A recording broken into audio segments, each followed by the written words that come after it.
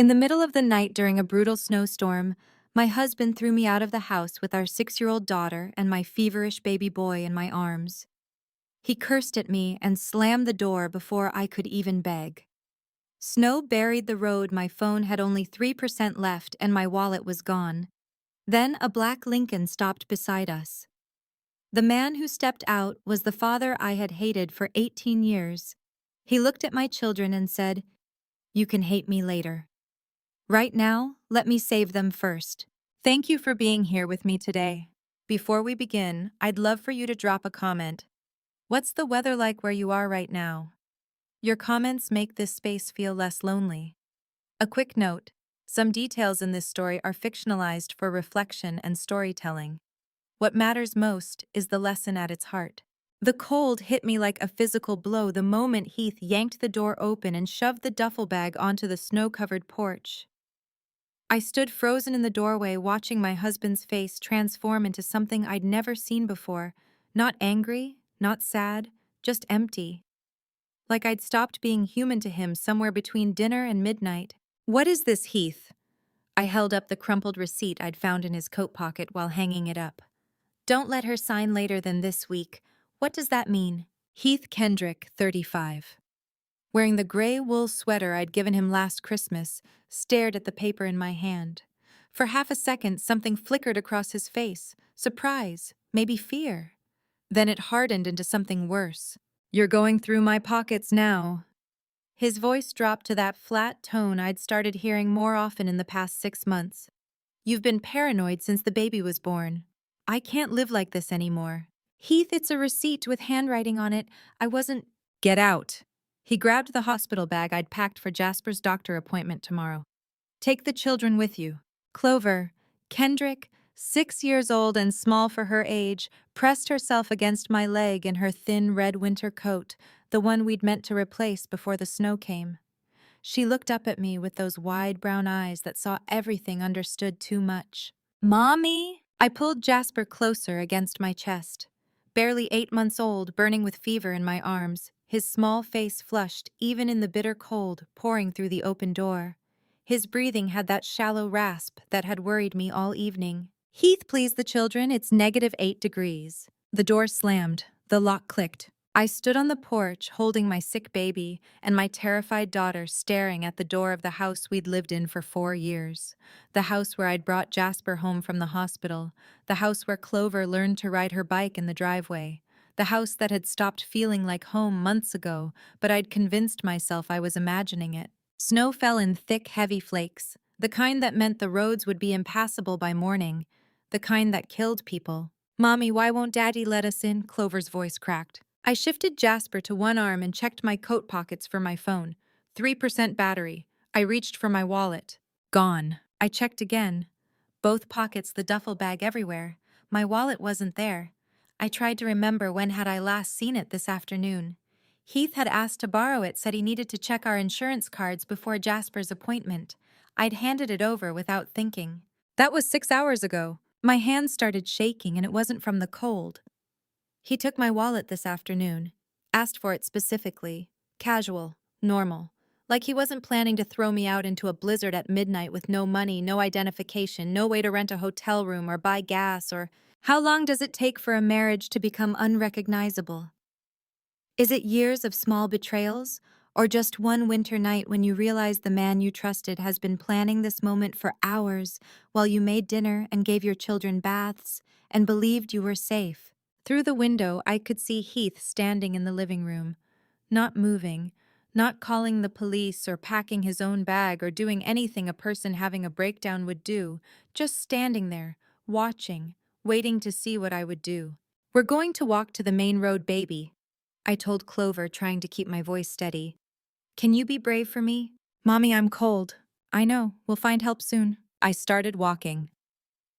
Our subdivision was designed for people who wanted privacy houses, set far back from the road, separated by tall evergreens, lights off because it was nearly midnight, and everyone was asleep in their safe, warm beds.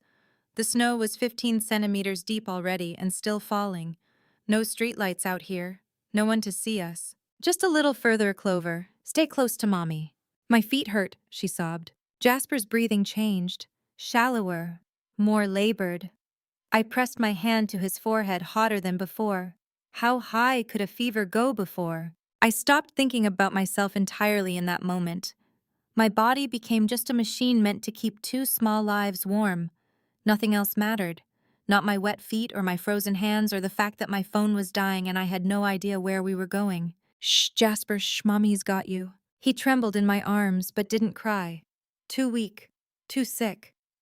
Behind us, I heard something and turned. One by one, every light in our house went dark. Not the gradual dark of someone going to bed. The deliberate dark of someone walking room to room, flipping switches, kitchen, living room, hallway. The upstairs bedroom where Clover's nightlight usually glowed. All of it gone. Heath was still in there. He wasn't following us. He wasn't calling to bring us back. He was standing in that darkness, watching through the windows to see if we'd come back begging. Jasper's trembling stopped being the shaking of tears and became the shivering of a body losing heat too quickly. I pulled off my coat and wrapped it around both children standing in the snow in just my sweater. The cold bit through immediately, but I barely felt it.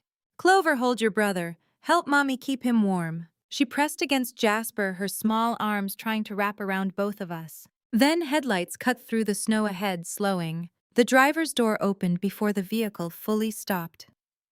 A tall man in a dark coat stepped out into the blizzard without hesitation, moving toward us with deliberate slowness, the kind of slowness meant not to frighten. He didn't speak.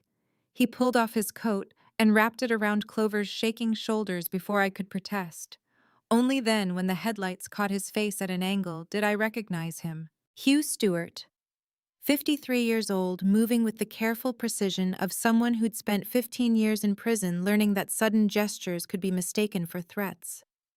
My father, the man I'd been taught to hate my entire childhood in foster care, the man who'd abandoned me when I was 6 and never looked back. Except he was here, on this road, in a blizzard, at the exact moment I needed him. "Ma'am, your baby needs to get warm," he said, not acknowledging that he knew me. Now. I backed away, Jasper's small body trembling against my chest. I don't know you." "No." His voice was rough from the cold. "But I know you. And I know you have about 10 minutes before hypothermia sets in for both children. You can hate me later. Right now, let me get them warm." I looked down at Jasper. His lips had gone blue at the edges. His breathing was shallow, rapid, wrong. Clover's teeth chattered so hard I could hear them over the wind. There are decisions that aren't really decisions at all. When your child is turning blue, the stranger offering warmth stops being a stranger and becomes the only choice that matters. I climbed into the back seat of the Lincoln Navigator, pulling both children against me. Hugh got in and turned the heat to maximum without asking questions. The blast of warm air hit my frozen face like a slap. He drove in silence, checking the rearview mirror every few seconds, not watching traffic, watching us, making sure we were still breathing. "Where are we going?" I managed my jaw so stiff the words barely formed. "Somewhere warm, somewhere safe. That's all that matters right now." "How did you—" I stopped, started again. "How did you know where to find me?" He didn't answer, just kept driving through the snow wipers, beating a steady rhythm against the windshield. 20 minutes later, he pulled into a parking lot. Yellow lights glowed through the falling snow, a roadside diner, the kind that stays open all night for truckers and people with nowhere else to go. The neon sign read, "Nadine's Diner," in fading red script. Inside, the warmth hit me so suddenly it hurt. The air smelled like coffee and bacon grease, and decades of cigarette smoke baked into the vinyl booths. A woman appeared from behind the counter before the door even closed, late 50s, wearing a stained apron and carrying the weary competence of someone who'd run a place like this for 30 years and learned not to ask questions about the people who stumbled through her door at midnight. "Coffee black and 3 hot chocolates," she said, already moving. "On the house." Nadine Gallagher. Her name tag was barely visible under the apron strap, but I caught it as she passed. She brought towels clean, warm smelling like industrial dryer sheets. She brought blankets. She brought everything without being asked, like she'd done this before. Like she knew what it looked like when someone showed up soaked and shaking with 2 small children in the middle of winter. "Thank you," I whispered, and my voice broke on both words. "Honey, you don't need to thank me for being human. Warmth has a way of breaking things open that cold keeps frozen." I could hold myself together in the blizzard, but sitting in this bright diner with a mug burning my palms, I felt myself beginning to crack. Clover pressed against my side, drinking her hot chocolate in small, careful sips. Jasper's breathing steadied the blue, leaving his lips gradually like watching ice melt. Hugh sat across from us, hands wrapped around his own mug, saying nothing, just watching, waiting. Nadine came back with a plate of toast and scrambled eggs. Kids need to eat something warm. She set the plate down and started to turn away, but her eyes caught on Clover's wrist. The thin, silver bracelet, an oval pendant with engraved initials. CS. The only thing I had from my mother. Nadine froze completely, the coffee pot in her hand tilted forgotten. That bracelet. Her voice shook. Where did you get that? It was my mother's, I said. The only thing I have from her. Nadine's face went pale, then her eyes went red. Cressida, she whispered. Not a question. A name she knew. A name that meant something. The diner seemed to tilt sideways. The fluorescent lights buzzed too loud. Hugh's coffee cup stopped halfway to his mouth. You knew her? I asked. But it wasn't really a question because I could see the answer in the way Nadine's hands trembled, the way she set down the coffee pot before she dropped it. Nadine looked at Hugh, some silent communication passing between them that I couldn't read. She placed her hand on mine across the counter, staring at the bracelet. You look exactly like she did when she was scared too. She turned away quickly, wiping her eyes with the back of her hand, but not before I saw them fill. This woman, this stranger in a random diner on Route 191, knew my mother, knew her well enough to cry at the mention of her name, knew her well enough to recognize me by resemblance and a piece of jewelry. Hugh watched Nadine's reaction with something that looked like recognition of his own. Not surprise, understanding, which meant he'd known. He'd known Nadine would be here. He'd known about the bracelet. He'd driven us to this specific diner at midnight for a reason that had nothing to do with hot chocolate and everything to do with whatever happened to Cressida Stewart 18 years ago. The question was no longer, how did my father find me tonight? The question was, how long has he been watching? 6 hours passed in that vinyl booth. Clover and Jasper slept in the back seat of Hugh's car, visible through the window, breath fogging the glass in steady rhythm. The diner emptied as night shifted to dawn. By 6 in the morning, it was just us, Nadine refilling coffee without asking, and the manila envelope Hugh had been clutching since we arrived. He slid a photograph across the table. My mother's face, alive and smiling, looked up at me from glossy paper. She stood in front of an office building holding a banker's box against her hip, younger than I was now. The photo was dated on the back in blue ink, October 2006. I need you to listen without interrupting, Hugh said, his hands shaking slightly as he set down his cup. Can you do that? I've been listening to excuses my whole life, Dad. The word felt strange in my mouth after 18 years of not saying it. This isn't an excuse, he met my eyes. This is the truth. He pulled more papers from the envelope. Bank statements, employment records, police reports with lines blacked out, corporate documents stamped confidential in faded red ink. 18 years ago, I worked at Nexora Dynamics as a fraud detection engineer. I built the software that caught financial discrepancies, money laundering, shell company transfers, offshore accounts. I was good at my job. He tapped one of the bank statements. Too good. I found something they didn't want found. Who's they? The executives, the board, people with enough money to make problems disappear. His jaw tightened. Nexora was laundering millions through shell accounts, medical equipment contracts that didn't exist, pharmaceutical trials that never happened. I documented everything. Went to your mother first because she was the only person I trusted. He slid another photo across. My mother and Hugh standing together at some company event, her hand on his arm. They looked happy. They looked like people who believed the world made sense. Why didn't you fight it? I asked. Why did you just disappear? Because they made me look guilty first, planted evidence in my accounts, forged my signature on transfer documents. By the time I realized what was happening, I was already being investigated. He pulled out a legal document, an indictment with his name across the top. I could have fought it, I should have, but your mother... His voice broke. He cleared his throat, started again. Your mother was about to expose everything. She had backup files, witness statements. She was carrying them to a federal prosecutor when her car went off the bridge. The diner tilted. The fluorescent lights buzzed too loud. "What do you mean went off the bridge?" "The brake line was cut." Hugh's words came flat practiced like he'd said them so many times they'd lost their power to hurt him. The coroner found it. He was told to revise his report. The witnesses who saw the car were paid off. The evidence was buried. Cressida Stewart died in a tragic accident, and I went to prison for fraud I didn't commit.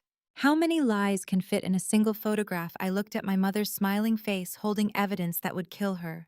Evidence someone decided was worth her life. "You're saying Mom was murdered?" The words felt like glass in my throat. "And you let me believe." "I let you believe a lie to keep you alive." He leaned forward, desperate. "If I'd kept you, if I'd fought for custody, they would have known you existed. They would have known you might have information, might remember something your mother told you. You were 6 years old, Astrid. 6. So you gave me up." "I gave you up so you could survive." His hands were flat on the table now, white-knuckled. "It destroyed me. Every single day for 18 years it destroyed me. But you're alive. That's what matters.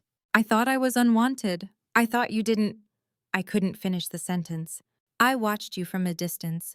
Every birthday, every graduation. Always watching. Making sure you were safe.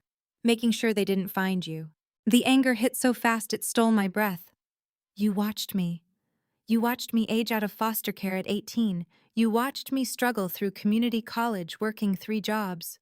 You watched me marry a man I barely knew because I thought that's what family was supposed to look like, someone who wouldn't leave." "Yes."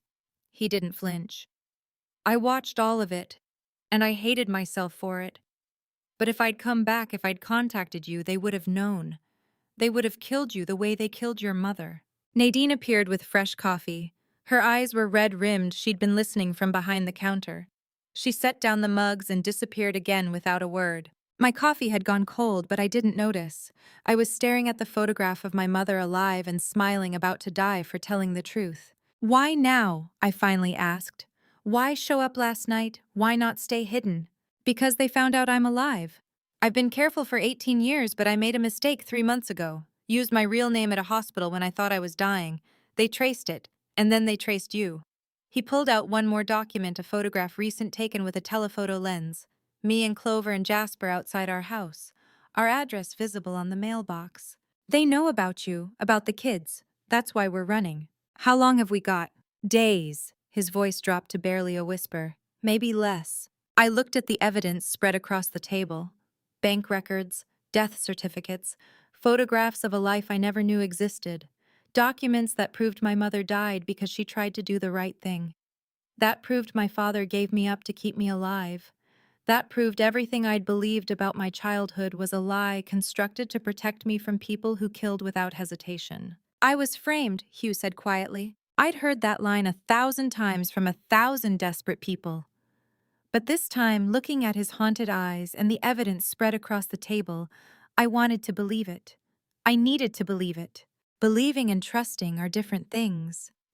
I could believe Hugh's story about Nexora without trusting that we'd survive what came next. The difference mattered. 2 hours later, I was still staring at my mother's photograph when a stranger slid into our booth, uninvited. Paloma Prescott, late 20s with sharp eyes and nervous hands, sat down like she'd been rehearsing this moment for months.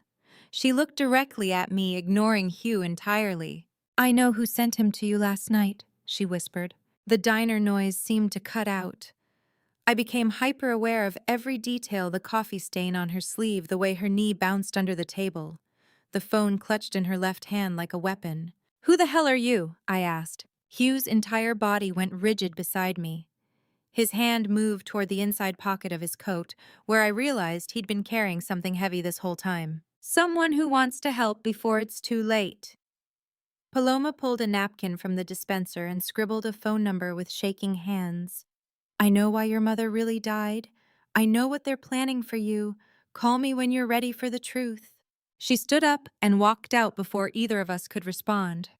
Through the window, I watched her get into a blue sedan and drive away. She'd been watching us. She had to have been. There was no other way she could have known about last night, about Hugh, about any of this. Unless Hugh had told her. I turned to look at him. Who was that? I don't know. But his face said otherwise. He picked up the napkin, studied the number. This prefix, it's from Helena. I might have seen it before. Might have. There's someone I knew years ago, a contact, but I can't be sure. He folded the napkin carefully and put it in his pocket. We need to leave. Now. Where are we going? To see Laverne, my lawyer. She's the only person I trust. Why didn't you mention her before? I asked as we walked to the car. Last night, this morning, when you were showing me all that evidence, Hugh opened the back door so I could check on the kids still sleeping blessedly. Because I needed you to believe me first, not the evidence. People trust documents more than they trust humans. I needed you to trust me. How many people are watching us right now?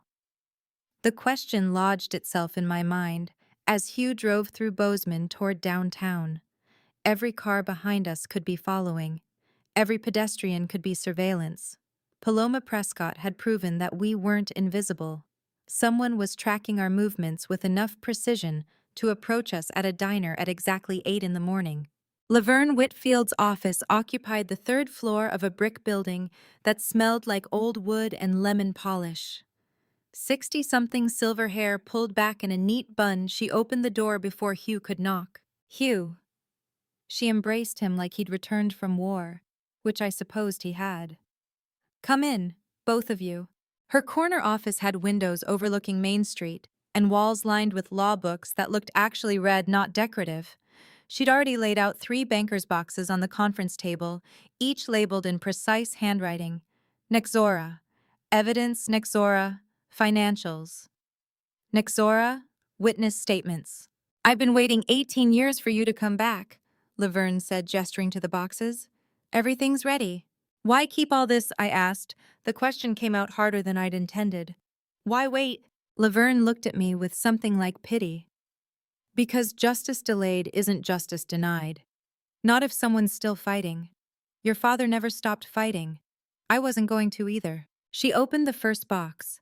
Inside were files, originals in plastic sleeves, copies organized with colored tabs, photographs dated and cataloged, bank records showing money transfers, corporate emails with names I didn't recognize, a police report about my mother's accident with whole paragraphs redacted in black marker.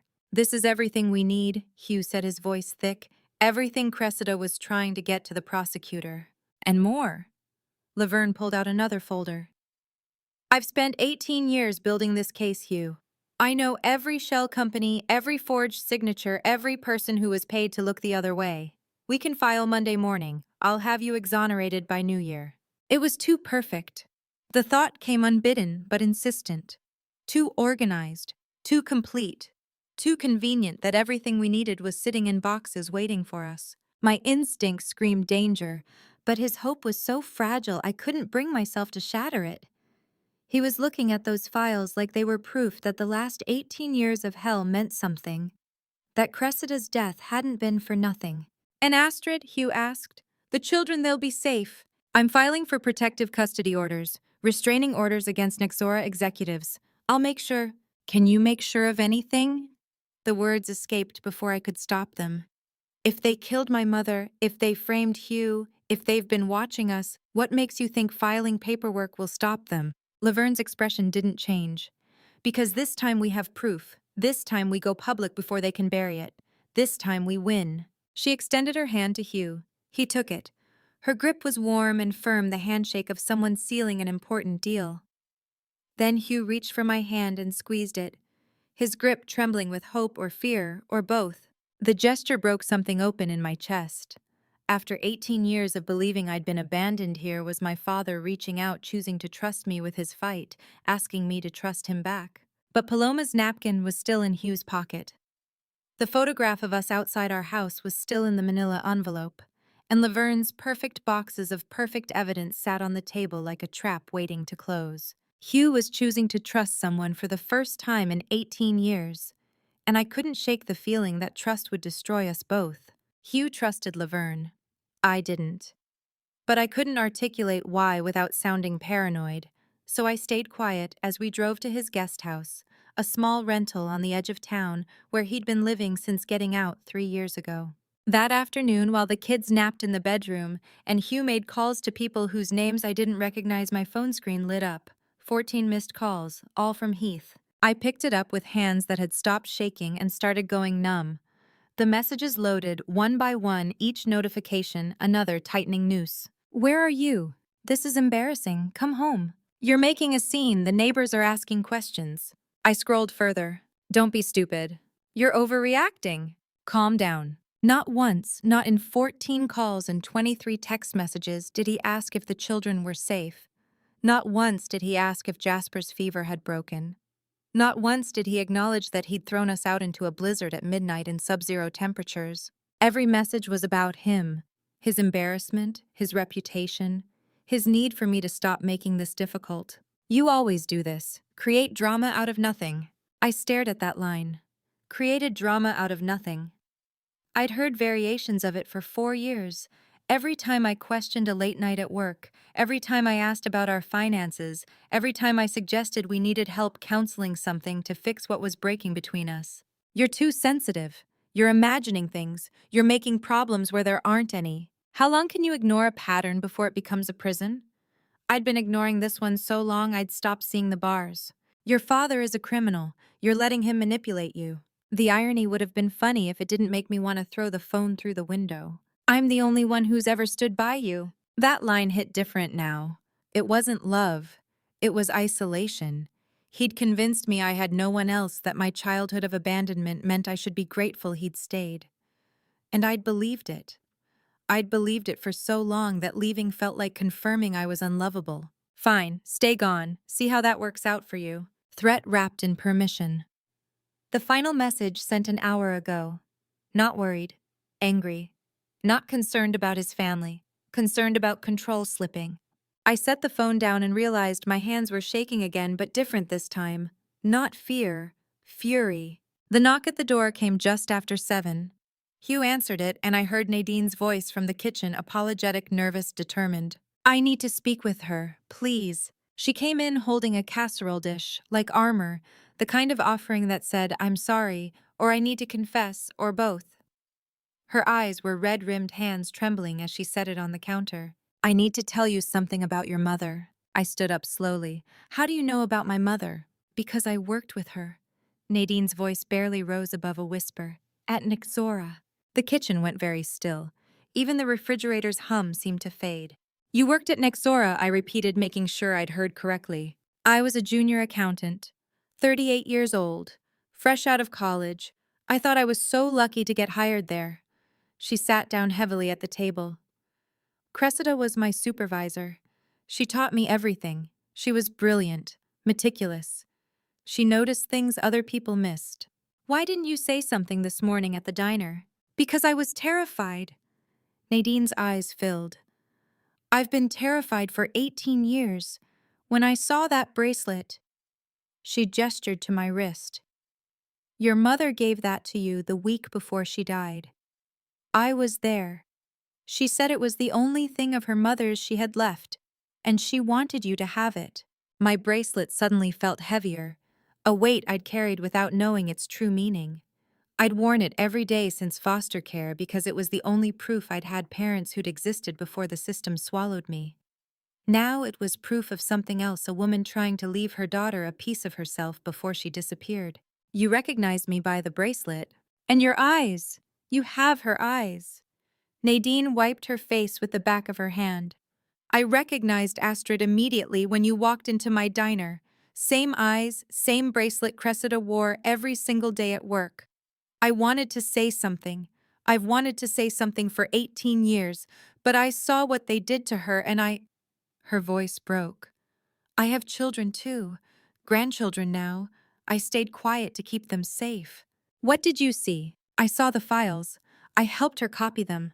I knew she was going to the prosecutor. I knew she was trying to expose what Nexora was doing. Nadine looked at Hugh, who'd been standing in the doorway listening. I knew your father was innocent. Hugh's face didn't change, but something in his posture loosened. Vindication, maybe. Or just exhaustion at finally being believed. Your mother was the best person I knew, Nadine said, looking back at me. Brilliant, fearless, kind, she could have looked away, could have kept her head down and collected her paycheck like everyone else, but she didn't. The question burning in my chest forced itself out. Did she make it through? Before the car went off the bridge, did she send the files? Nadine's silence stretched too long. When she finally spoke, her voice cracked. Astrid, there's something you need to understand about that night. Sleep hadn't come easily. Nadine's words still circled. Your mother's death wasn't what they told you.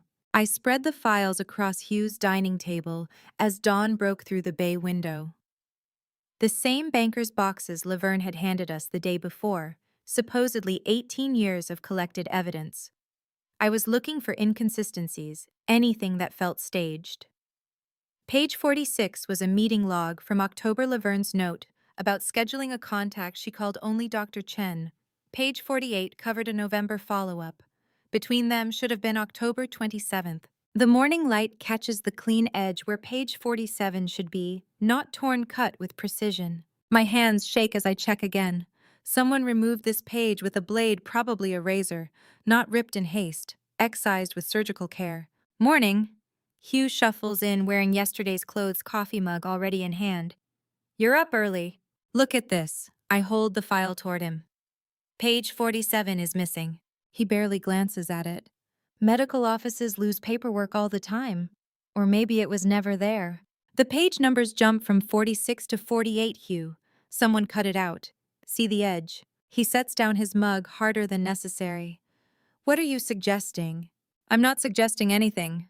I'm stating a fact. There's a missing page from Laverne's medical records. These are copies from the attorney's office. Maybe they didn't include every single page. His voice has an edge I haven't heard before. You're seeing conspiracies everywhere. Then why is the cut so clean? Why does the page sequence skip exactly one number? I don't know, Astrid. Maybe because you've been up all night looking for problems that don't exist. He grabs his keys from the counter. I have a site inspection. I'll be back this afternoon. The door closes with more force than necessary. I stare at the space where he stood. Hugh never leaves before breakfast. Never. My father's reaction tells me everything I need to know. He's either hiding something or he's terrified of what I might find. Neither option offers comfort. I open my laptop and start with Paloma Prescott. Nadine said she grew up with my mother, but last night's search found nothing. This morning I dig deeper: genealogy sites, archived newspapers, high school yearbooks from the Seattle area. Nothing. No Paloma Prescott attended school in Washington State during the right years. No birth record, no marriage license, no driver's license renewal, no social media presence, not even a dormant Facebook account from 2008 when everyone joined. How does a woman in her late 20s leave zero digital footprint? No school records, no social media, no driver's license, renewal, nothing. It was as if someone had deliberately erased her or built her identity from scratch. What kind of life creates no echo in the modern world? I shift to Maud Prescott, the daughter I met yesterday at Mom's funeral. Within minutes, her LinkedIn profile loads: Maud Prescott, Senior Compliance Officer at Valence Biometric Solutions, employed since 2019. My coffee goes cold in my hand. Valence Biometric Solutions, where Heath works, where my husband of 12 years has been employed since before we met. I click through to the company page. The executive team photos load slowly. CEO Roland Prescott, founded 2008, previously COO of Nexora Pharmaceuticals before its dissolution. Nexora, the company my mother investigated, the story that supposedly drove her to isolation and paranoia according to everyone who knew her. I pull up archived news articles. Nexora Pharmaceuticals collapsed in 2007 amid scandal: clinical trials with fabricated data, offshore accounts, missing research subjects. The investigations stalled. No one went to prison. The company dissolved, and a man named Roland Prescott walked away to start fresh. And my mother spent 20 years obsessed with their crimes. I open a new tab and search Roland Prescott Nexora Pharmaceuticals. The results load. Roland Prescott, Chief Operating Officer, managed clinical trial oversight. One article mentions his daughter Maud graduating from Stanford in 2005. Another references his elderly mother Paloma Prescott in a Society page photo from 1999. Paloma exists in the record, but only in relation to Roland, only in curated mentions. As if someone created a mother the same way you'd create a resume. My hands hover over the keyboard. I don't want to type the next search, but I have to. Heath Kendrick Valence Biometric. His employee profile appears joined 2011 as junior analyst promoted steadily through the ranks. 15 years with the company. 3 years before he met me at that coffee shop on Pine Street, where he spilled Earl Grey on my manuscript and apologized with such charm I forgot to be angry. The pattern interrupts my spiraling thoughts like a hand around my throat. What if every moment I thought was chance was actually choreography? I pull up our wedding photos, our anniversary dinners, the trips to Victoria and Portland and the San Juans. In every image, Heath smiles at me with what I believed was love. But what if it was surveillance? I search for Astrid Stewart's connection to Laverne Whitfield to Cressida Stewart to Nixora. Nothing direct appears, but I find my mother's articles from the 1990s, investigative pieces on pharmaceutical fraud, corporate cover-ups, the murky space where money and medicine intersect. One article dated October 1998 carries a tagline, Senior reporter Cressida Stewart investigates allegations of fraudulent trial data at Nexora Pharmaceuticals. She was close. She must have been close enough that they needed to stop her. And then she died, and the investigation died with her. And I inherited a daughter's grief without understanding the inheritance came with a target. 4 names glow on the laptop screen: Roland Prescott Maud, Prescott Heath Kendrick, Astrid Stewart. They're not separate people anymore. They're coordinates on a map connected by lines I can finally see. Heath didn't fall in love with me by accident. He found me deliberately married. Me strategically kept me close for 12 years, while I wrote novels and thought I was safe. But I was never safe. I was always part of the pattern, a variable they needed to control. The wedding ring on my finger feels like a shackle, and I can't take it off fast enough. The wedding ring sits on the table where I left it an hour ago. My finger feels lighter without it, but my chest still carries the weight. Clover Kendrick, age 6 with her father's dark hair, and my stubborn chin dumps Jasper's toy box upside down across the living room floor. Blocks and plastic animals scatter everywhere, and something blue and metal clatters across the hardwood, not a toy. I cross the room and pick it up. A USB drive small and cold in my palm. What's this, sweetheart? Where did it come from? Clover doesn't look up from sorting her animals into piles. From Jasper's box. I can see that, but how did it get in there? Daddy put it there. My hand closes around the drive. When did he do that? When we were leaving. He said, don't open it, don't tell Mommy. She lines up 3 plastic horses in a row perfectly straight. But you found it, so it's okay now. The floor tilts beneath me.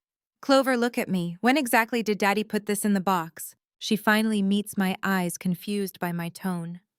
When you were upstairs getting our stuff.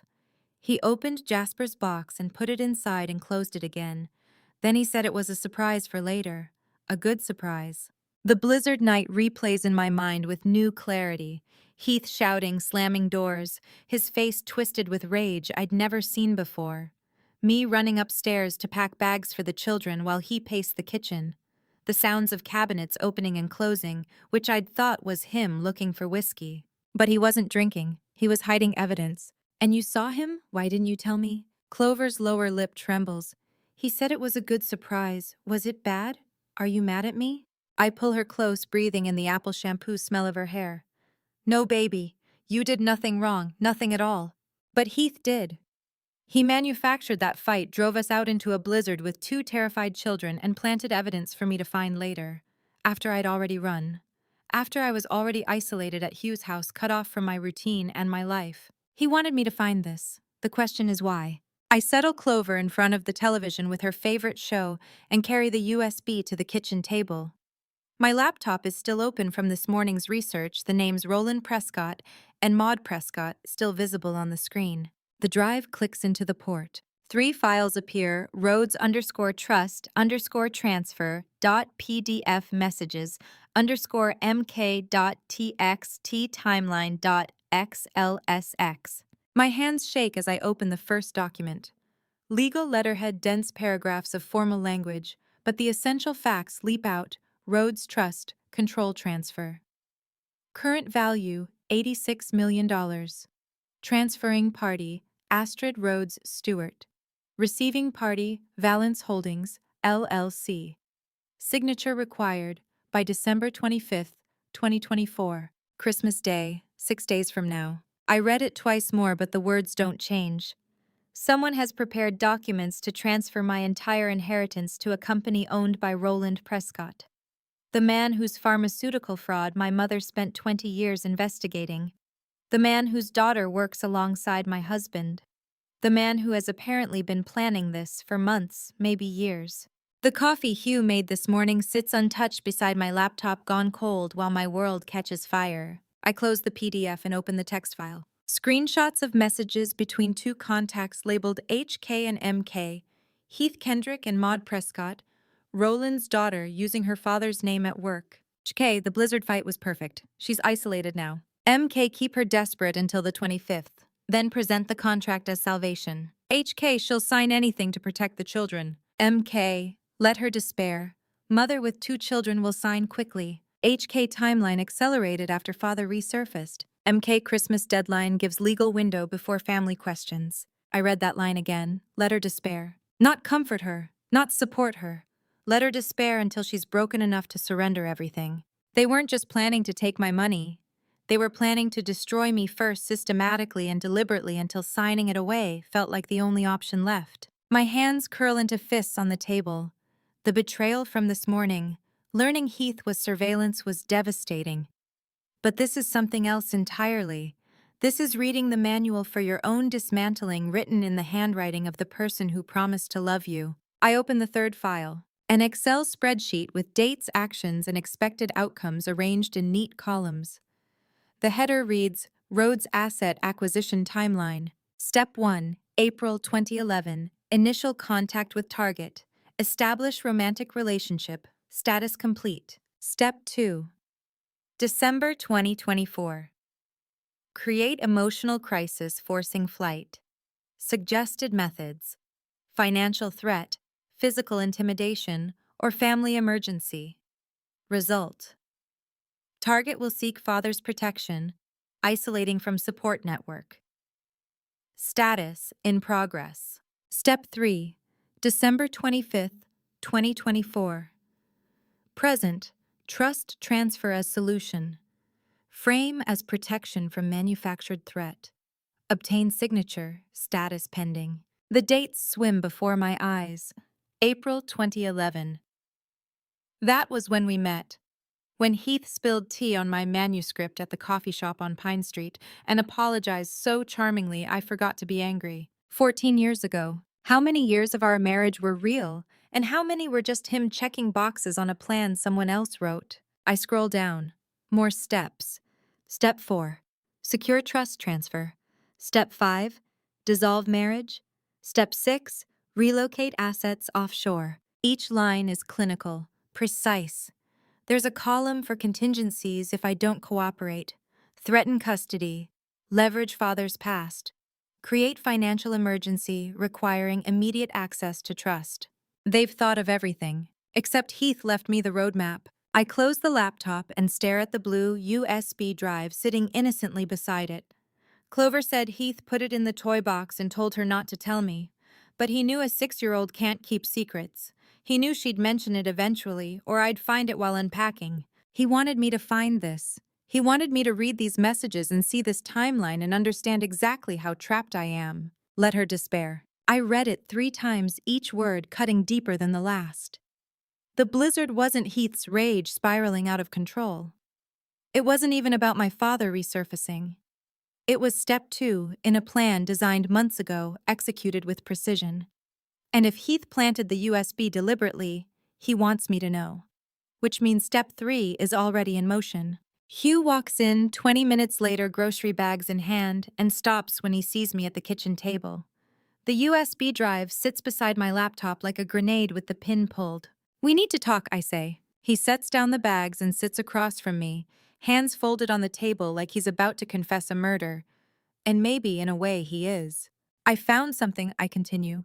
Heath left evidence. A timeline. A plan to steal my inheritance. $86 million in a trust I never knew existed. Hugh's face goes pale. He told you about the Rhodes Trust. No, he left me breadcrumbs so I'd discover it myself, but you knew. You've always known. The silence stretches between us like a canyon. Your mother's family had money, Hugh finally says. Old pharmaceutical money from your great-grandfather's company. When Cressida died, her mother, Lena Rhodes, established the Rhodes Continuum Trust. $86 million in your name. You were 7 years old. The number on Heath's contract, the exact number. Why didn't anyone tell me? Because Cressida made me promise. She knew even before she died that people would come for it, that you'd never be safe if the world knew you had access to that kind of money.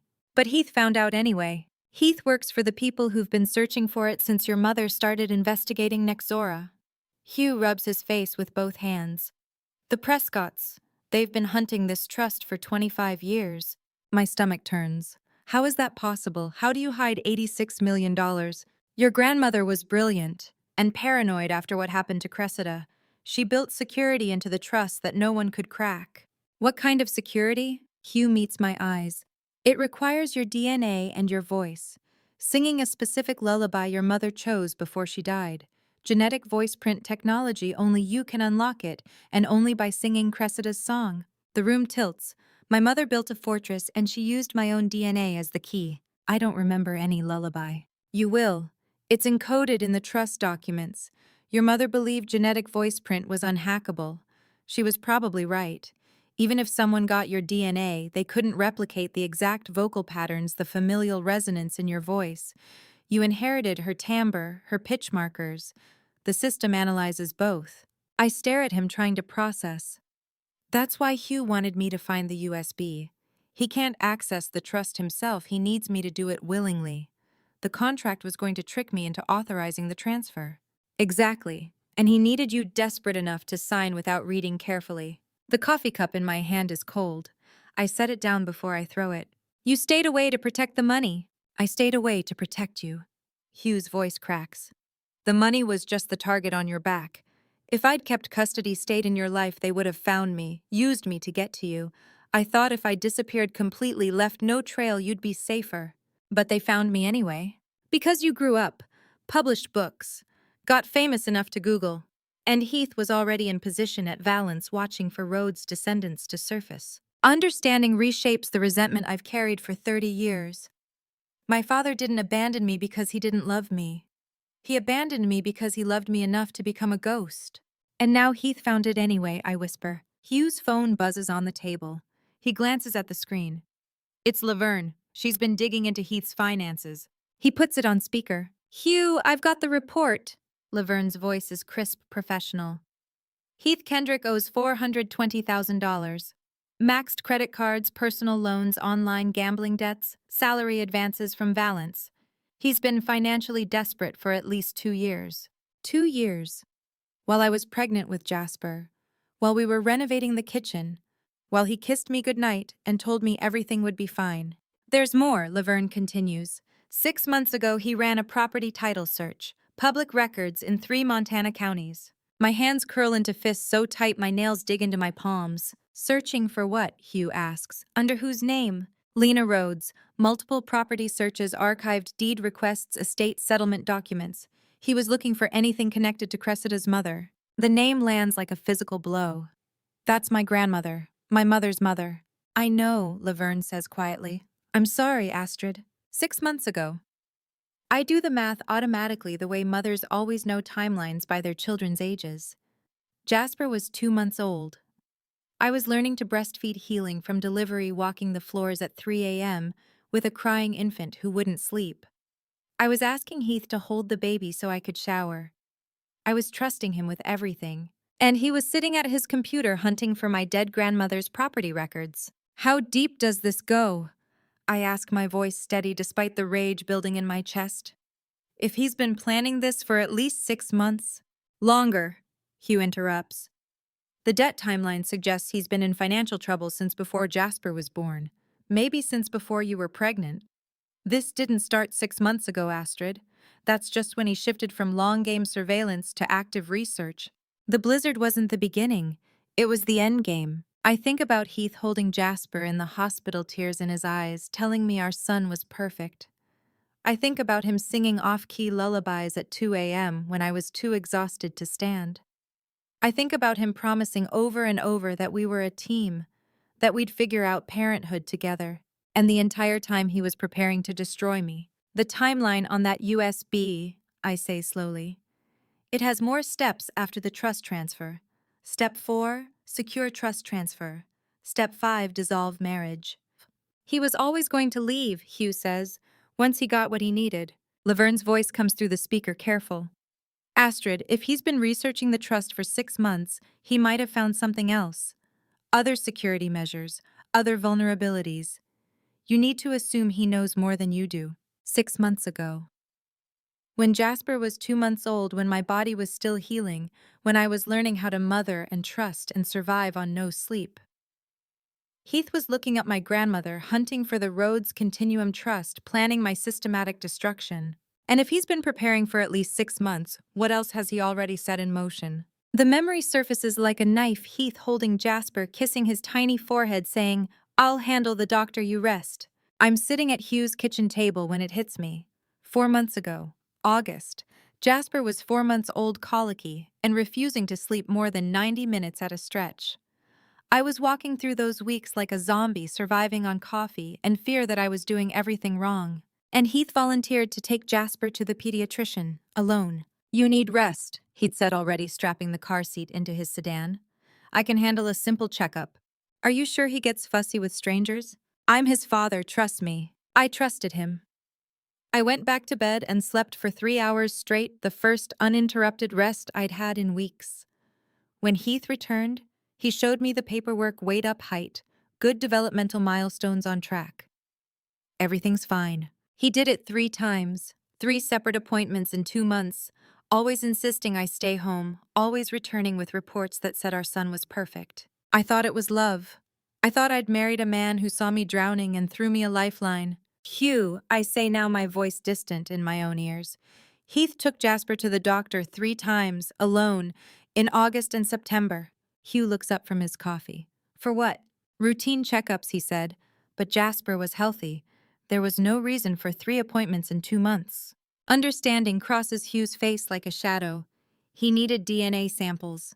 "What?" "To prove your Rhodes bloodline, the trust requires genetic verification, your DNA matched against Cressida's archived samples. But Heath couldn't exactly ask you for a cheek swab without raising questions, so he used Jasper. Your son's DNA would prove the maternal line just as well." My entire body goes cold, then hot, then numb. He used our son. He used Jasper as evidence. Probably ran the samples through Valence's labs. Hugh continues, his voice tight. "Genetic testing for pharmaceutical research, they'd have the equipment. He could have done it himself, told his supervisor. It was a personal project."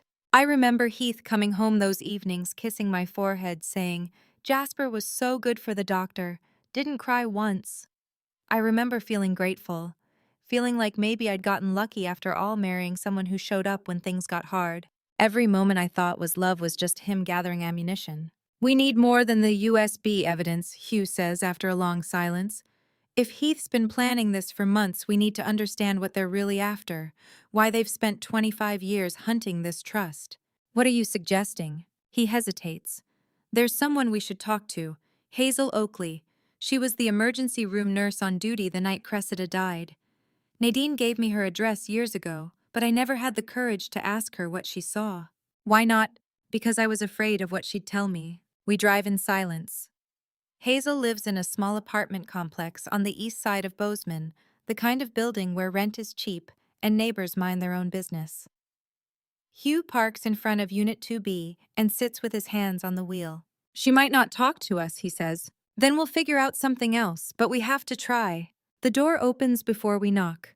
Hazel Oakley, 71, with silver hair pulled into a bun and haunted eyes, looks at Hugh like she's been expecting this moment for 18 years. "Mr. Stewart," she says quietly, "I knew you'd come someday." Her apartment smells like coffee and old books and something I can't quite name, fear maybe, or long-carried guilt. She gestures us to a worn couch and sits across from us in a chair that's seen better decades. "You remember that night?" Hugh asks. "My wife's accident?" "It wasn't an accident, Mr. Stewart." Hazel's hands shake as she folds them in her lap. I have proof. The room tilts. I reach for Hugh's hand and find it already reaching for mine. What kind of proof, I ask? Hazel stands and walks to a small bookshelf.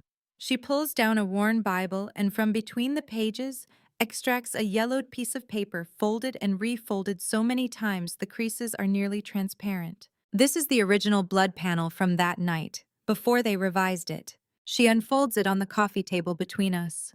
Medical letterhead from Bozeman Regional Hospital, dated December 2006. Patient name, Cressida Stewart. A column of numbers I don't understand, chemical names and measurements. But one line stands out, circled in red ink, benzodiazepine concentration, 450 nanograms per milliliter, significantly elevated, consistent with recent high-dose ingestion. Tranquilizers. Hugh's voice is barely a whisper. She didn't take pills. She was terrified of medication after. I know, Hazel interrupts gently. I read her medical history that night. No prescription for benzodiazepines. No history of use. But her blood showed enough to impair driving severely. Enough to make sure she couldn't control that car when it went off the road. The paper in her hand trembles like a living thing. The coroner's official report listed none of this, she continues. Clean blood work. They said she must have fallen asleep at the wheel or misjudged the curve in bad weather. But I saw the original results before they disappeared. I made a copy because I knew something was wrong. Who changed the report? I ask. I don't know. Someone with access to hospital records and enough power to alter official documents. When I tried to ask questions, my supervisor pulled me aside and told me to let it go, for my family's sake. They threatened you. They didn't have to. The message was clear enough.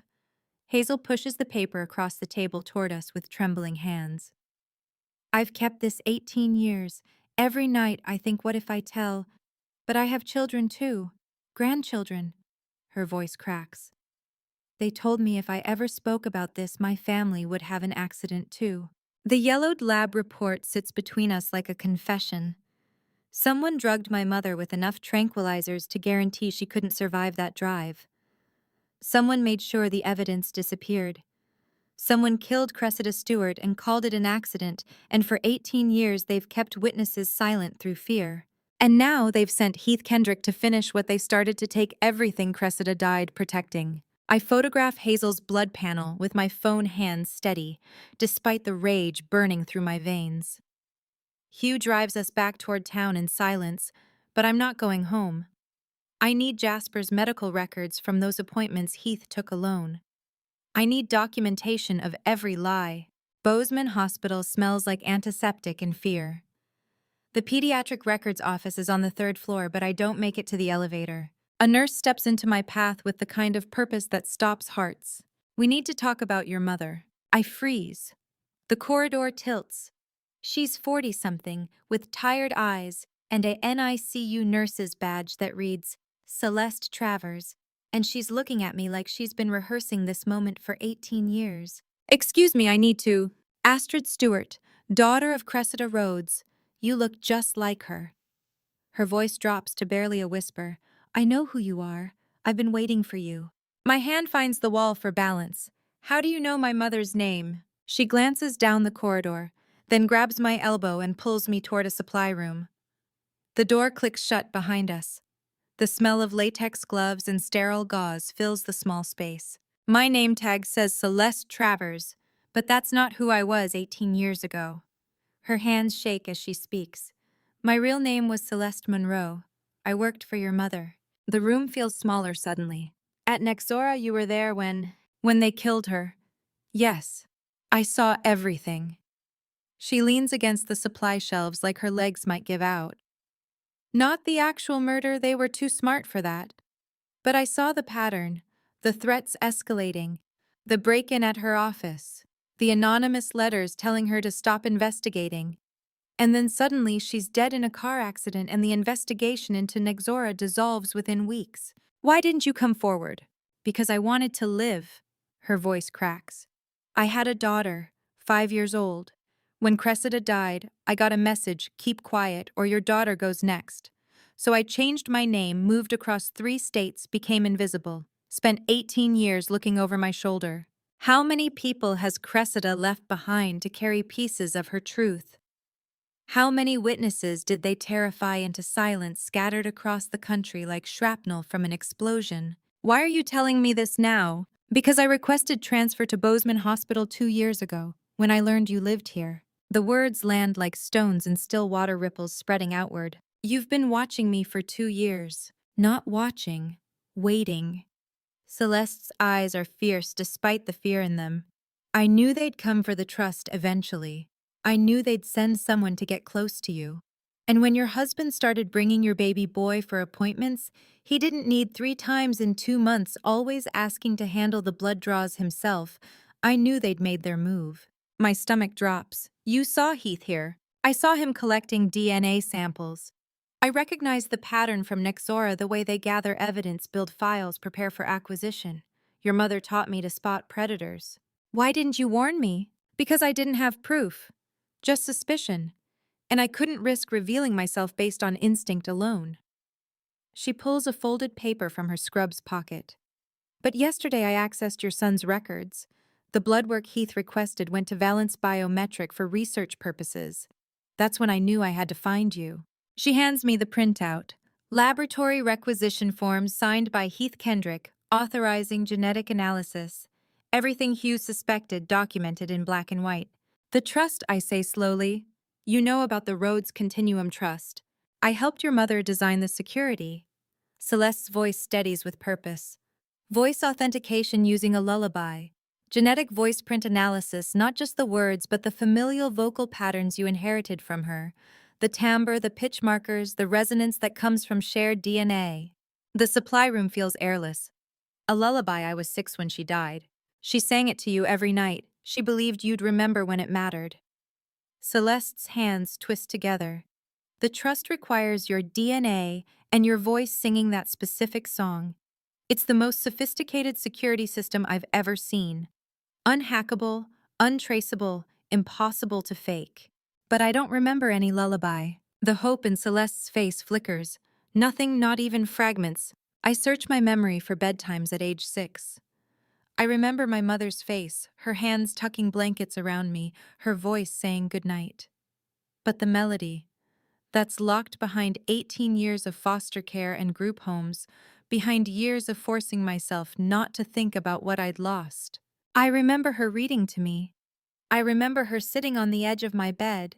But songs. My voice breaks. I don't know, it's been so long. Celeste closes her eyes and I watch her calculate what this means. 18 years of hiding, 2 years of waiting, all leading to this moment where everything depends on whether a 6-year-old's memories survived into adulthood. The trust documents list the song title, she says quietly. But that's not enough. The authentication requires your voice singing the correct melody in the key and tempo Cressida programmed. If you can't remember how it goes, then the trust is locked forever. And Heath wins everything. I lean against the wall, hands pressed to my face. My mother built a fortress to protect me, and she hid the key inside my own childhood. But childhood is a country I left behind, burned the maps, forgot the language. What was the song called, I ask? Celeste's voice drops to a whisper, 18 years of waiting compressed into one desperate question. It's listed in the documents as Rhodes' Lullaby. But the real question is, she meets my eyes and I see her entire hope balanced on this moment.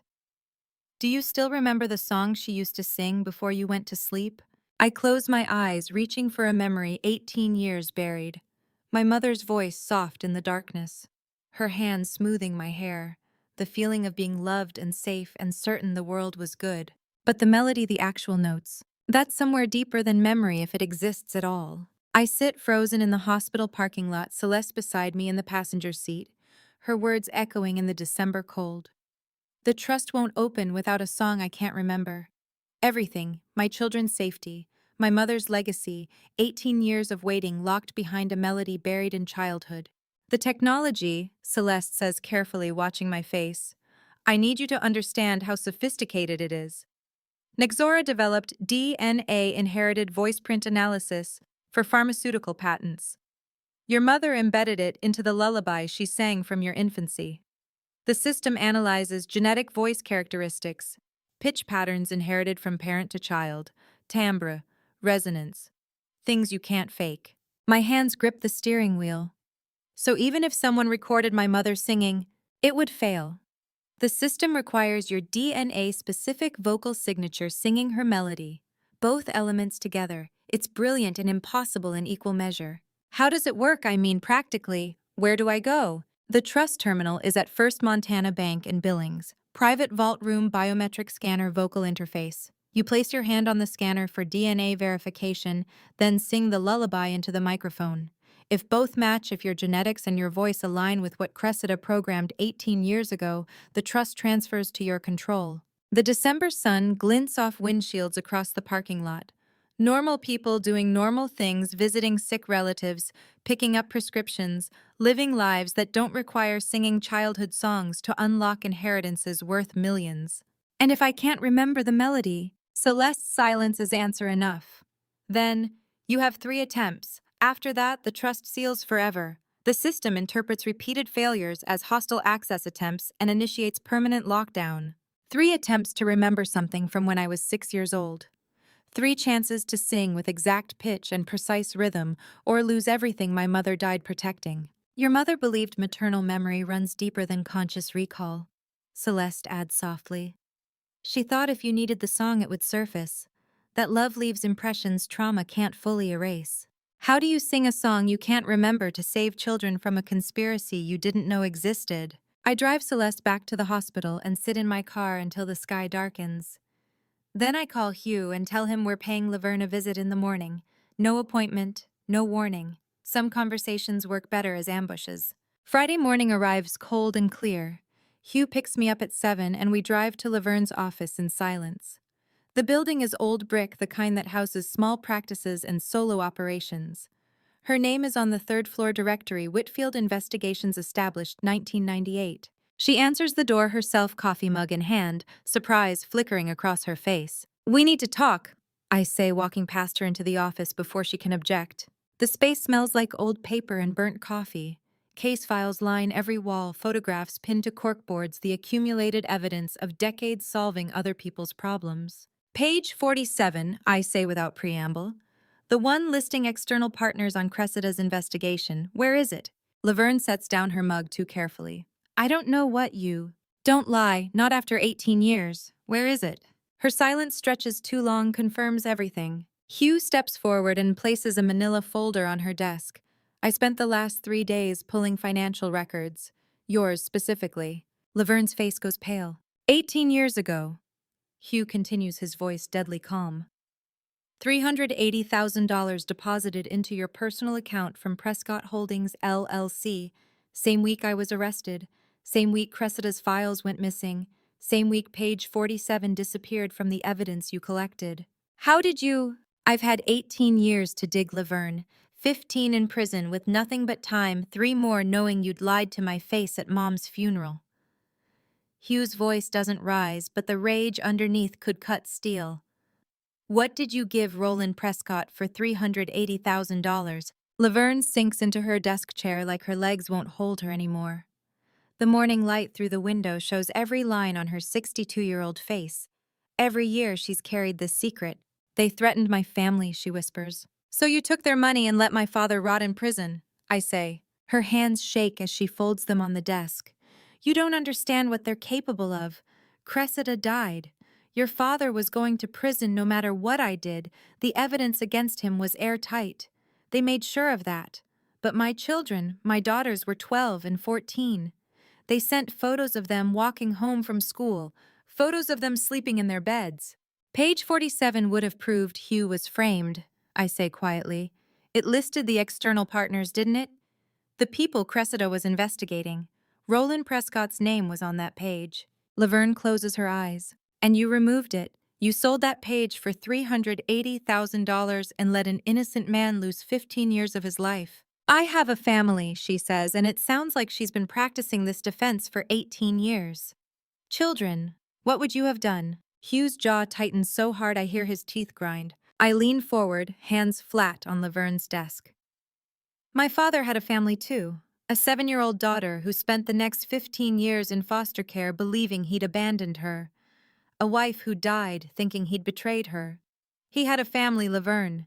and you took $380,000 to destroy it. The office is silent except for the ticking clock on the wall. Each second marked.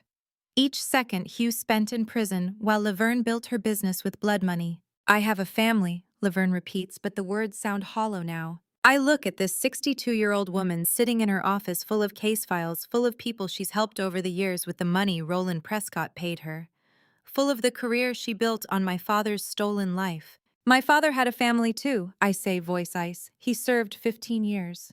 And now Laverne Whitfield will answer for every single one of them. Hugh asks what exactly page 47 said, but before Laverne can answer, my phone rings. Unknown Montana number. I'm expecting Celeste or maybe Paloma calling back. I answer without thinking, the worst mistake I'll make all day. Mrs. Kendrick. The voice is crisp, professional male. This is Sterling Mercer, legal counsel for Heath Kendrick. My blood turns to ice. I'm not discussing anything without... This is a courtesy call, Mrs. Kendrick. Papers will be served tomorrow morning at your current residence. My client has filed for an emergency ex parte order citing imminent risk to the children's welfare. The court granted expedited review. Hugh's watching me, reading my face. Laverne has gone very still. Papers for what? Your husband is filing for emergency custody of Clover and Jasper Kendrick. The petition will be heard in Gallatin County Family Court on December 23rd. The room spins. December 23rd. 3 days from now, 2 days before Christmas. He can't, I have evidence. He threatened us. You have a USB drive that your 6-year-old daughter says Daddy gave Mommy as a surprise. Sterling Mercer delivers this with the practiced neutrality of someone paid to destroy lives efficiently. That's not evidence of threat, Mrs. Kendrick. That's a child's testimony about a gift. It contains documents proving that your husband works in financial services and handles sensitive corporate documentation. Yes, I'm aware of the contents. You've accessed private company files without authorization. That's a separate legal matter we'll address if necessary. Every word is a knife precisely placed. The emergency custody petition, Sterling continues, cites several concerns. You abandoned the family home without notice during hazardous weather conditions, taking 2 minor children with no stated destination. You've provided no forwarding address to your husband. You're currently unemployed with no documented income. And according to Mr. Kendrick, you've exhibited concerning behavior since the birth of your son 8 months ago. My legs give out. I sit hard on Laverne's office floor phone still pressed to my ear. I left because he was dangerous, because he what? Mrs. Kendrick raised his voice, had an argument. Marriage counselors across the country would disagree that constitutes grounds for taking children and disappearing. It wasn't just an argument. Then what was it? Please describe for me what physical evidence you have of danger. Police reports, medical records documenting injury, witnesses who can testify to threats. Silence. I have none of those things. I have a USB drive and my own certainty, neither of which will hold up in court. I thought not, Sterling says quietly. Now shall I continue with the petition details? I can't speak. Hugh kneels beside me, trying to take the phone, but I shake my head. You're currently residing where exactly? Sterling asks. With whom? My father. A man who abandoned you as a child and has recently resurfaced after 18 years with no documented income or permanent residence, correct? Before I tell you what Sterling said next, if you're still here, comment A, if you think I should fight this in court, or B, if I should try to negotiate with Heath. Add one reason why. Quick note, some details ahead are dramatized for narrative impact, but the legal tactics are real. My father was wrongly convicted. He's been released from prison after serving 15 years for embezzlement. Whether the conviction was wrong is immaterial to family court's assessment of stable living environments for minors. The walls are closing in. Every true thing I say makes me look worse. Mr. Kendrick maintains stable employment with Valence Biometric Solutions, where he's worked for 15 years. He has a permanent residence with adequate space for both children. He has no criminal record. He has health insurance covering the entire family. And his therapist has documented concerns about your postpartum behavior following Jasper's birth, mood swings, social isolation, paranoid ideation. I never saw any therapist. Those are lies. Mr. Kendrick saw a therapist. Mrs. Kendrick. Marital counseling often involves one partner seeking support when the other refuses to participate. His therapist documented his concerns about your mental state. Those records will be submitted to the court. Of course, Heath saw a therapist. Of course, he built a paper trail showing himself as the concerned husband, me as the unstable wife. He's been constructing this narrative for months, maybe longer. The hearing is December 23rd at 10 a.m., Sterling continues. I suggest you secure legal representation.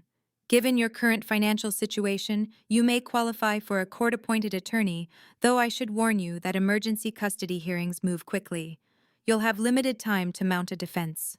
A defense against what? Against protecting my children. Against charges of parental unfitness, Mrs. Kendrick. That's what this hearing will determine, whether you're fit to maintain custody of minor children given your recent behavior and current instability. How did protecting my children become proof I'm unfit to raise them? One more thing, Sterling says, and his voice drops, slightly loses some of that professional polish.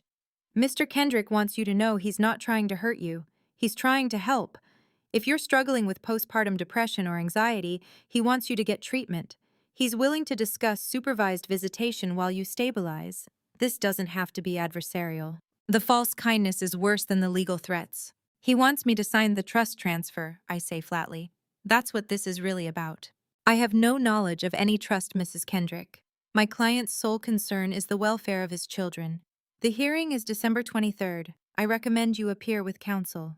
The line goes dead. I sit on Laverne's floor phone in my hand and see myself through a judge's eyes. No job, no home, no permanent address. Living with a father who just resurfaced after serving 15 years in prison for embezzlement. I fled my house in a blizzard with 2 small children and no destination. On paper, I look exactly like what Sterling described: unstable, paranoid, potentially dangerous. And Heath has steady employment, stable housing, health insurance, and a therapist vouching for his concern about his struggling wife. He looks like the hero trying to save his children from their mentally ill mother. He knows my weaknesses, every single one. No permanent address, no documented income. Living with a father who just resurfaced after 18 years claiming he was framed. On paper, under courtroom lights, I look worse than Heath. And he knows it. 3 days until the custody hearing. No lawyer. No evidence a court will accept. No way to prove what I know is true. Then my phone buzzes with a text from Paloma. Meet me. Corner Cafe on Main. 1 hour. Come alone. The cafe is nearly empty when I arrive, just a barista wiping tables, and one customer hunched over a laptop in the corner. Paloma sits at a back booth, 2 cups of coffee already waiting. She looks like she hasn't slept in days. I slide into the seat across from her and she doesn't waste time. Roland Prescott is my father. 6 words that change everything. I stare at her, trying to process. The man who destroyed your family destroyed mine first, she continues. My mother was his secretary at Nixora. She got pregnant. He paid her to disappear, kept paying her to stay quiet. She killed herself when I was 8 years old. The coffee sits untouched between us, steam curling into the warm air. Maud is your half-sister. She doesn't know I exist. Roland made sure of that. He built his perfect family, the legitimate one, while mine fell apart. My mother hanged herself in our garage, and he sent flowers to the funeral with a card that said, "Deepest sympathies from a friend." Her hands shake as she wraps them around her coffee cup. I'm sorry, I say, because what else is there to say to that kind of pain? Don't be sorry. Be ready. She reaches into her bag and pulls out a small hard drive, slides it across the table. 18 months. Every meeting between Maud and Heath. Every payment from Roland's shell companies. Audio recordings, video surveillance, financial transactions. Everything proving the conspiracy to steal the Rhodes trust. I pick up the drive, turning it over in my hand. Why help me? Why not just destroy him yourself? Because you're the one with legal standing. You're the target. I'm just the bastard daughter nobody knows about. But you can take the stand. You can make this matter in court. How many people has Roland Prescott destroyed in his climb to power? How many lives shattered to build his empire? What do you want in exchange, I ask. Justice. For your mother? For mine. For every person he's crushed under his expensive shoes while pretending to be respectable. She leans forward. This evidence destroys them. But only if you're willing to testify, to stand up in court and tell your story publicly. to survive cross-examination and media attention and every ugly thing they'll throw at you. The custody hearing is in 3 days, which gives us exactly enough time, if you're brave enough. I think about Clover and Jasper, about losing them to Heath, about spending the rest of my life knowing I was too afraid to fight. I'll do it, I say. Paloma's smile is fierce. Good, because I've already contacted someone who can help. Saturday morning arrives too fast. Hugh wakes me at 7, says we have somewhere to be, won't explain where. We drive in silence through downtown Bozeman until he parks in front of a nondescript office building. Where are we, I ask. You'll see. The third floor houses a temporary office with no nameplate on the door, just a number. Hugh knocks twice and a man's voice calls out to enter. The office smells like burnt coffee and paper. Special Agent Conrad Lockwood, 50s, with gray temples and sharp eyes, stands from behind a cluttered desk and extends his hand to Hugh first. Hugh, good to see you again. Again. Again. I turn to my father. Dad, what is he talking about? Hugh won't meet my eyes. Conrad does it for him. Your father has been a confidential informant for the FBI for 3 years, Mrs. Stewart. We've been building this case together. The room tilts. 3 years. I contacted them right after I got out of prison. Hugh says quietly. I had evidence from Nexora documents I'd hidden before my arrest. I knew Roland had framed me, knew he'd killed Cressida, but I needed federal help to prove it. Conrad gestures for us to sit. Roland Prescott has been laundering money through Valence Biometric for over a decade. Medical equipment contracts with inflated prices, offshore accounts, shell companies. We've documented roughly $80 million in fraudulent transactions. $80 million, the same amount as the Rhodes Trust. Your father spent 3 years helping us build an airtight case, Conrad continues. When he discovered you lived in Bozeman 2 years ago, we expanded the investigation to include the trust theft conspiracy. I stare at Hugh. You found me 2 years ago, and you waited? I couldn't just walk into your life with nothing, Hugh says. You thought I'd abandoned you. You had every reason not to trust me. I needed to come prepared, to have answers, to have a way to actually protect you. So you watched me instead for 2 years. We monitored Heath Kendrick, Conrad corrects. Not you. We needed to understand the scope of their operation before we could move. If we'd tipped our hand too early, they would have scattered. Roland has enough money and connections to disappear, take his entire operation underground. My world keeps expanding, revealing layers I never knew existed. Every person I thought I knew turns out to be someone else. Every truth I believed sits on top of deeper truths. The custody hearing, I say. Can you stop it? Better, Conrad says. We can use it. Heath wants you desperate enough to sign over the trust. But we've got Paloma Prescott's evidence, 18 months of recordings. Combined with our financial documentation, we can arrest Roland, Maud, and Heath before the hearing even starts. Monday morning, day after tomorrow, we'll serve warrants at dawn, take them into custody before they know what's happening. The judge will dismiss the custody petition once Heath is charged with conspiracy to commit fraud and extortion. It sounds too easy, too clean. What's the catch, I ask. Conrad and Hugh exchange a look. You have to testify, Conrad says. At the criminal trial, against all 3 of them. Your testimony about the USB, drive the timeline, Heath's behavior, it's crucial evidence of intent. Without you, we have financial crimes, but not the human story that makes a jury understand how calculated this was. Father knew. For 3 years, Hugh searched for me, watched from a distance, built a federal case with the FBI before ever approaching me at that gas station. I don't know whether to be angry that he waited so long or grateful that he came prepared. Maybe both. Conrad says the arrests will happen Monday morning, 2 days from now. But first I have to face Heath one more time. He walks into the cafe wearing the gray wool coat I gave him 2 Christmases ago, and for a split second I forget why I'm here. Forget the USB drive and the conspiracy, and the man who used me for 14 years. For one heartbeat, he's just Heath, the person who held me through my mother's funeral, who sang off-key lullabies to our babies, who knew how I took my coffee. Then he sits down across from me and I remember. You look tired, he says. I am. I slide the blue USB drive across the table between us. I've been reading your messages. Let her despair mother with 2 children will sign quickly. The color drains from his face. Astrid, let me explain. Don't. My voice is steady despite the rage burning through my veins. You searched for my grandmother's property records when Jasper was 2 months old. While I was learning to breastfeed and healing from delivery and trusting you with everything, you were hunting for a dead woman's estate records. Heath reaches for my hand. I pull it back. You took our son to doctor appointments alone, I continue. 3 times. Not because you wanted to help me rest. Because you needed DNA samples to verify the Rhodes bloodline for trust access. I can explain all of this. You fabricated therapist notes about postpartum mental instability, created a paper trail making me look dangerous so you could steal my children and my inheritance. Explain that. The cafe smells like coffee and pastries, normal morning scents for normal people having normal conversations. We're not those people. Heath stares at the USB drive like it's a bomb. Where did you find this? You planted it. In Jasper's toy box during the blizzard. You wanted me to find it. No, I was going to destroy it. I changed my mind about the whole plan. That's why I hid it. I was going to tell Roland I lost it.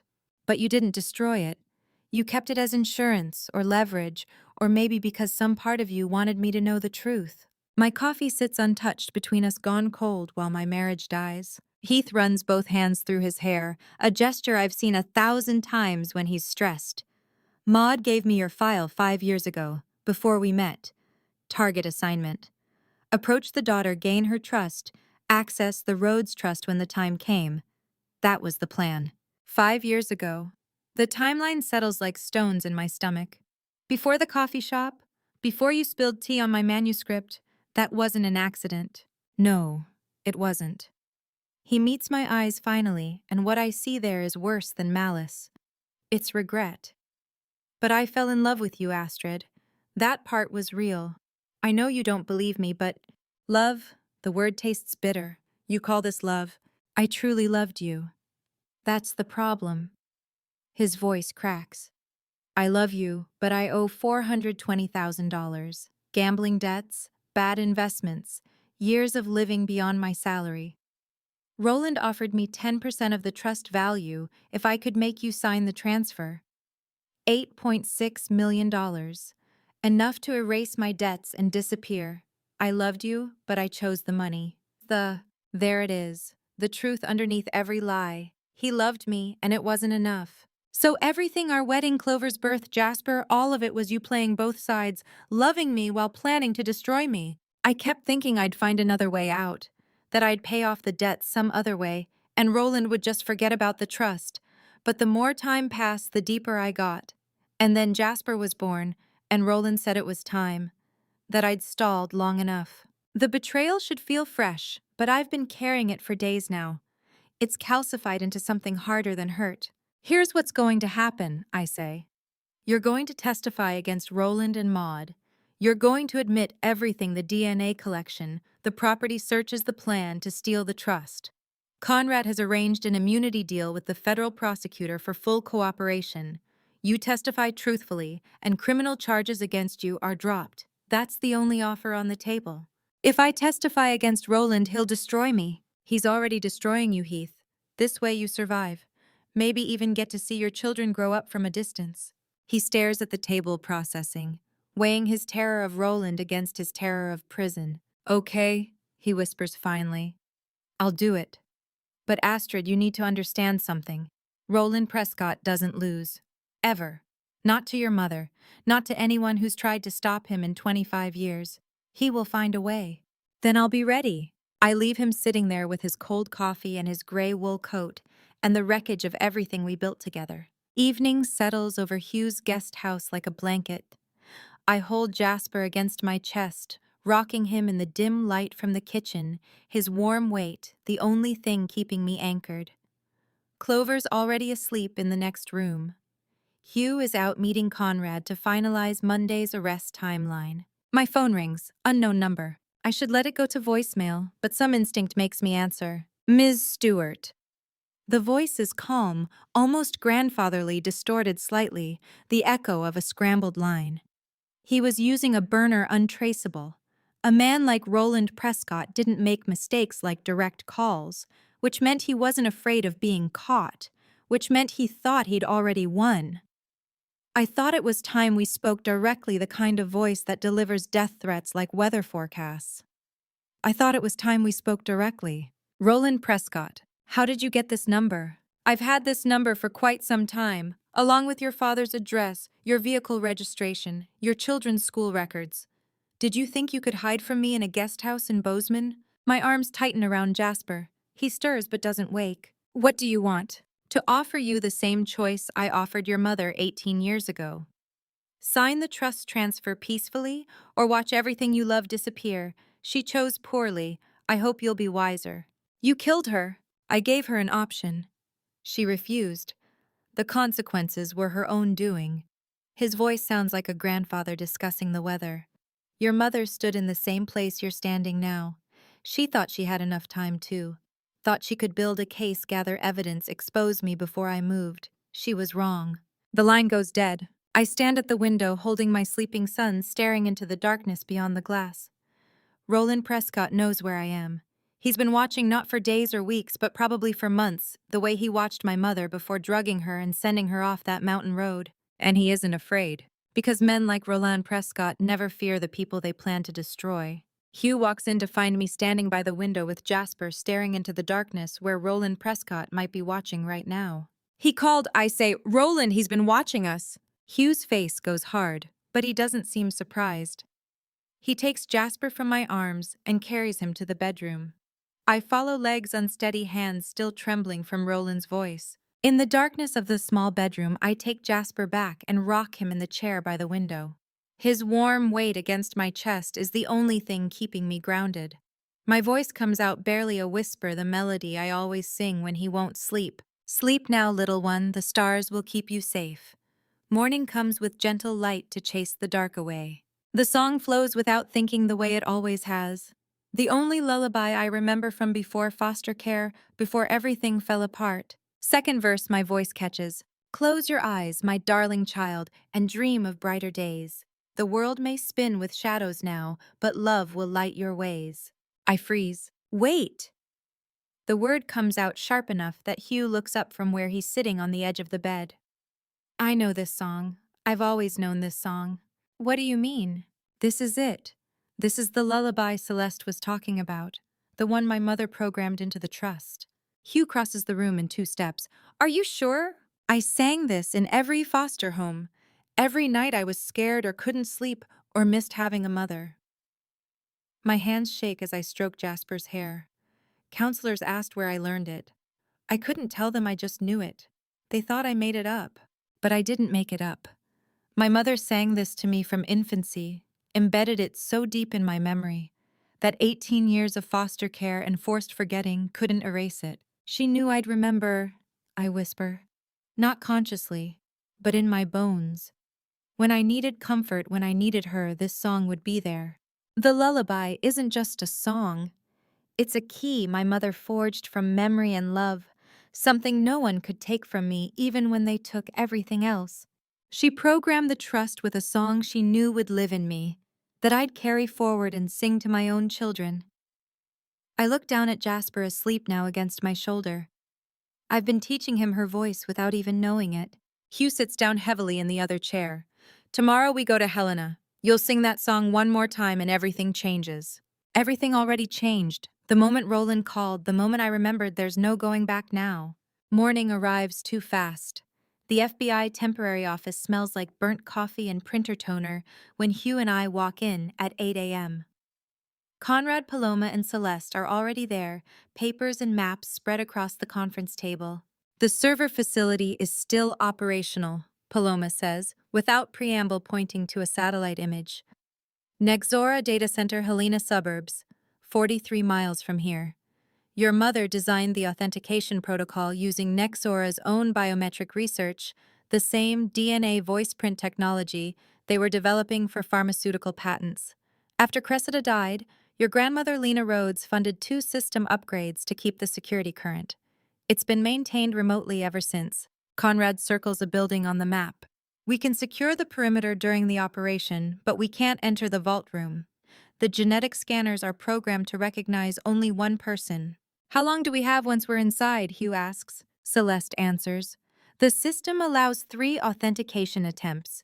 You'll place your hand on the biometric scanner, then sing the lullaby into the voice print microphone. The technology analyzes pitch rhythm, emotional resonance, everything that makes your voice genetically linked to Cressida's. 3 attempts. I repeat. What happens after the third failure? Permanent lockout. The trust seals forever all assets frozen in legal limbo until a court can untangle it decades from now. 3 chances to sing a song I've known my whole life but never understood mattered this much. You'll be alone in the vault room, Celeste continues. The genetic scanners can't distinguish multiple people. They'd reject the authentication if anyone else is present. It has to be you, just you. What if I freeze? What if I can't remember the melody under pressure? Celeste's eyes are kind. You remembered last night. Your body knows this song. It's lived in you for 31 years. Trust it. Hugh's hand finds mine across the table, steady and warm. Conrad clears his throat. There's one more thing you need to understand. When you open that vault, everything reveals at once. Every file, every name, every transaction your mother documented. The system is designed for total disclosure, no selective access, no partial release. It's all or nothing. Roland will know within minutes that we've accessed it, I ask. Within seconds. The vault opening triggers alerts to multiple parties, bank trustees, law enforcement liaisons, probably Roland himself if he's been monitoring it, which I guarantee he has been. Paloma leans forward. The custody hearing is in 2 days. If we open the vault tomorrow, Roland has 48 hours to retaliate before you walk into that courtroom. Then we need to move fast, Hugh says. Get the evidence, turn it over to the FBI, use it to destroy the custody case before Roland can manufacture new threats. Conrad's expression is grave.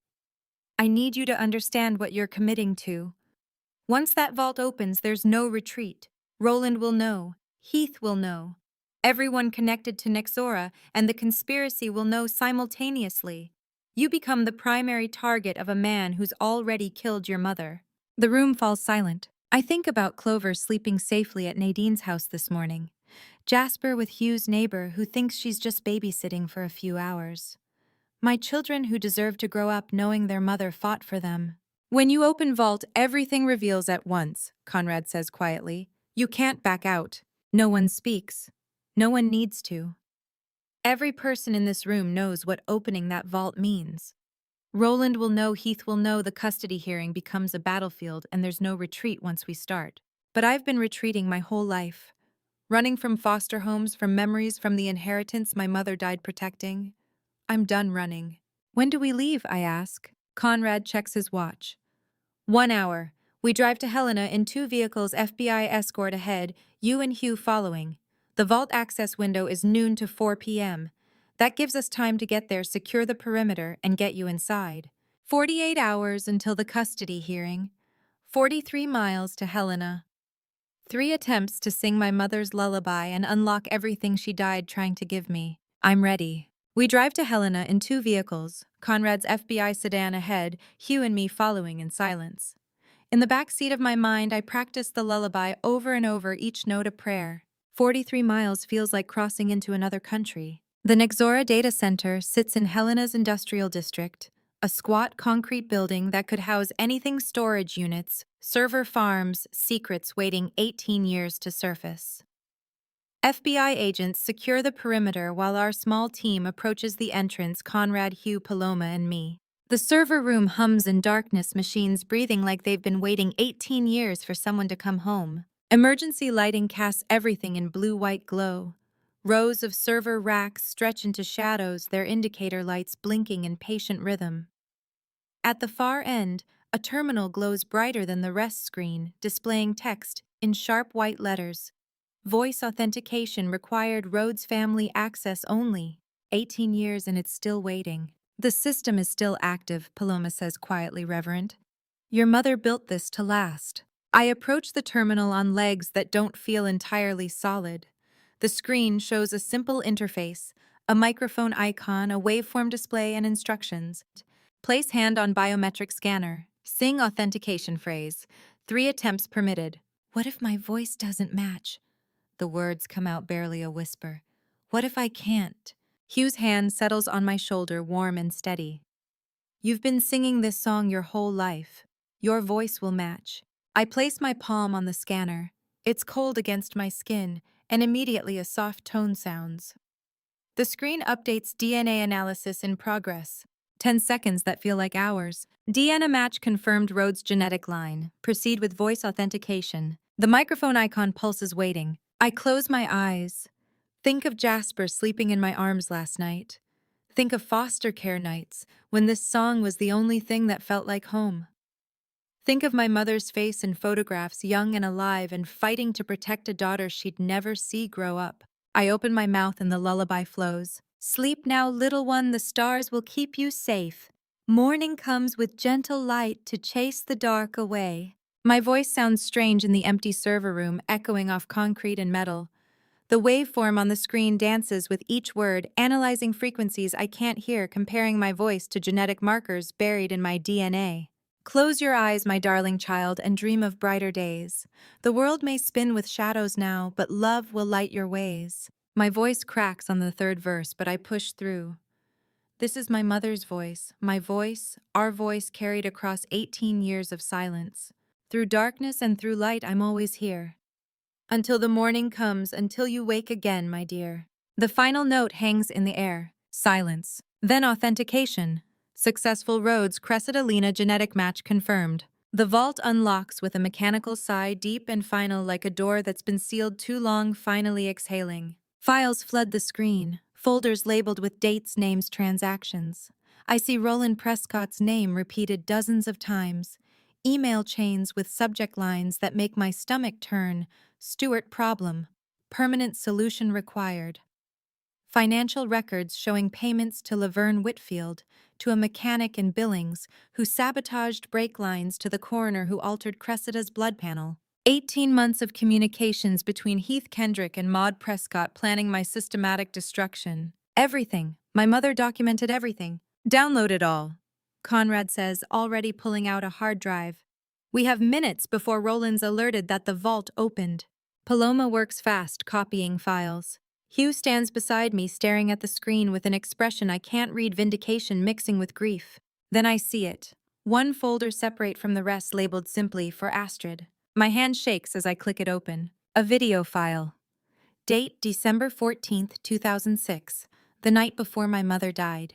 Wait, I say, there's something else. I double-click the file. The screen fills with my mother's face. Cressida Stewart, 28 years old and alive, sits before a camera in what looks like a home office. She's younger than I am now. Her hair is pulled back, eyes red from crying, but her voice is steady when she speaks. Astrid, if you're watching this, it means you made it. The room disappears. There's nothing but her voice, her face reaching across 18 years of death and silence. I don't have much time, she continues. They're coming for me tomorrow. I know because the brake line on my car was cut this afternoon. I checked after work, found the fluid leak. Roland thinks I don't know, but I've been watching him as carefully as he's been watching me. Her hand trembles as she wipes her eyes. I chose a lullaby for the authentication because I knew it would live in your bones even if you forgot my face, even if you forgot everything else about me. The song would stay. I sang it to you every night from the day you were born. I sang it when you were scared, when you couldn't sleep, when the world felt too big and you felt too small. Tears stream down my face. Hugh's hand finds mine. I love you, my mother says, her voice breaking. I will always love you. And I'm sorry, so sorry that I won't be there to see you grow up, to meet the person you become, to sing this song to your children. The screen separates us by 18 years and 1,000 miles, but love collapses distance like paper. They think killing me ends this. Cressida continues, anger sharpening her voice. They're wrong, because you're still out there, Astrid. And if you're watching this, it means you found the vault. You sang the song. You're standing where I'm standing now, and you have everything you need to finish what I started. She reaches forward and I realize she's pressing her palm against the camera lens. Sing this song to your children, she whispers. Tell them their grandmother loved them. Tell them she fought as hard as she could. And finish this, Astrid. Make them pay for what they took from us. The video ends with her hand pressed to the screen, reaching across time itself. I mirror the gesture, palm to glass, touching the place where my mother's hand was 18 years ago. For the first time ever, I know with absolute certainty she never abandoned me. She just had no choice but to leave this message, this weapon, this love. The video ends, and I'm still standing there with my palm pressed to the screen when Conrad pulls out his phone. It's time, he says. The call lasts 17 seconds. By the time he hangs up, 3 FBI teams are moving to arrest the Prescotts. Warrants are active, Conrad says, voice sharp and professional. Move on all 3 targets. Paloma finishes downloading the vault contents to 2 separate hard drives, backup and primary. Everything Cressida documented, everything she died protecting, now exists in triplicate across FBI servers and our possession. How long before they're in custody, Hugh asks. Roland and Maud within the hour. Heath's already agreed to cooperate, signed the agreement this morning. He'll testify against both of them in exchange for immunity on the fraud charges. Justice. I'm learning moves faster than I expected once you have federal warrants and 18 years of documented conspiracy.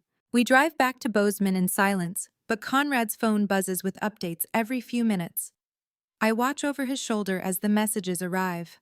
3:15 p.m. Prescott are in custody. Helena office, no incident. Roland Prescott, 68 years old, arrested at his executive office, surrounded by mahogany furniture and lawyers who can't stop federal agents with murder conspiracy warrants. Conrad shows me the booking photo on his phone. An older man with silver hair and expensive suit face, composed like he's posing for a corporate headshot instead of a mugshot. He looks like someone's grandfather until you see his eyes. Cold calculation. No remorse. This is the man who ordered my mother's death, who drugged her, cut her brake lines, made sure she couldn't survive that mountain road, who threatened Hazel Oakley into silence for 18 years, who sent Heath Kendrick to destroy my life and steal my children. I watch the image on Conrad's phone as Roland is led away in handcuffs, the man who killed my mother reduced to a perp walk and a case number. 3:30 p.m. Prescott M. in custody, Valence headquarters, suspect attempted flight. Maud Prescott, Roland's daughter, and Valence biometric executive, arrested mid-meeting with company leadership. According to the report, she tried to run, actually ran toward the back exit when agents announced themselves. They stopped her in the parking garage 3 levels down, still clutching her briefcase, like it contained something worth fleeing for. Later, Heath provides additional evidence from his cooperation agreement, 18 months of text messages from Maud. Every instruction, every manipulation, every step of the plan to isolate me and force the trust transfer. She thought encrypted messaging apps were secure. The FBI disagrees. The conspiracy that took 18 years to build crumbles in 90 minutes. That night, I sleep for the first time in days, Clover curled against my side and Jasper in his crib nearby. When I wake, it's day 10. The custody hearing is today at 9 a.m. But first, the courthouse hallway at 10 a.m. for Roland and Maud's arraignment. Heath waits outside the courtroom, flanked by federal marshals. He's wearing a suit I've never seen before, probably provided by his lawyers. When he sees me, something crosses his face. Shame, maybe, or grief for what we lost. He asks the marshals for 1 minute, they nod. We stand 5 feet apart in the courthouse corridor, the space between us filled with everything we were and everything we'll never be. Do you hate me? He asks quietly. I think about Clover asking where Daddy went, about Jasper who won't remember his father except in photographs, about the years ahead raising them alone, teaching them that love shouldn't look like what their parents had. No, I say finally, because hatred binds me to the person who hurt me. My children need me to move on. They need me to be whole, not consumed by anger at someone who isn't worth it. Heath nods slowly. I did love you. That part was real. I know, it just wasn't enough. He turns away, and the marshals lead him into the courtroom, where he'll testify against Roland and Maud, where he'll trade everything he knows for immunity and supervised visitation with his children twice a month. It's more mercy than he deserves, but mercy isn't about deserving. Outside the courthouse afterward, Conrad finds Hugh and me on the steps. The December wind is cold, but the sun is bright enough to make me squint. Mr. Stewart, Conrad says formally, the Department of Justice is reviewing your conviction based on the evidence from the Nexora vault. The fabricated evidence against you, Laverne Whitfield's paid testimony, Roland's documented involvement in framing you for embezzlement to silence Cressida's investigation. How long? Hugh's voice is steady, but I see his hands shake. Months for the full process, but the outcome is certain. Full exoneration. Record expunged. The conviction was built entirely on fabricated evidence. We can prove every piece of it now. Hugh has carried 18 years like stones in his pockets, weighing him down with every step. Now they fall away one by one. You're free, I say quietly. Not yet, but soon. Hugh looks at me, and for the first time since he walked into that gas station bathroom 9 days ago, I see something beyond survival in his eyes. Something like hope. He closes his eyes for 1 second, and I see the weight of it all. 53 years old. 15 years in prison for a crime he didn't commit, 3 years searching for a daughter he had to abandon to keep safe. 3 years building a federal case with the FBI while watching from a distance, waiting for the right moment to approach me. When he opens his eyes, something lighter lives there. Not joy yet, but the possibility of it. The custody hearing, he says. We should go. The hearing isn't until this afternoon, but I know what he means. We need to prepare. We need to take Cressida's video and 18 years of evidence and walk into that courtroom with something better than desperation. We have proof now. We have justice beginning to materialize. We have my mother's voice reaching across death to protect her daughter. Yes, I say, let's go finish this. The courthouse doors close behind us, and ahead lies the final battle, not for money or revenge, but for the right to raise my children in peace, for the right to sing them their grandmother's lullaby without fear, for the right to build a life on truth instead of conspiracy. Tomorrow, the custody hearing. Today, vindication. The custody hearing is this afternoon, and for the first time I walk into the courtroom with evidence instead of desperation. Hugh sits beside me. Conrad provided FBI testimony and sealed documents. Cressida's video is queued on the laptop, ready if needed. I don't need it. The judge's gavel strikes twice, and I win full custody, no conditions complete, an absolute victory. Judge Irene Callahan, 60. With sharp eyes and no patience for family court manipulation, reads the verdict with the weight of someone who's seen too many children used as weapons. The evidence demonstrates calculated deception and financial exploitation, she says, reading from her notes.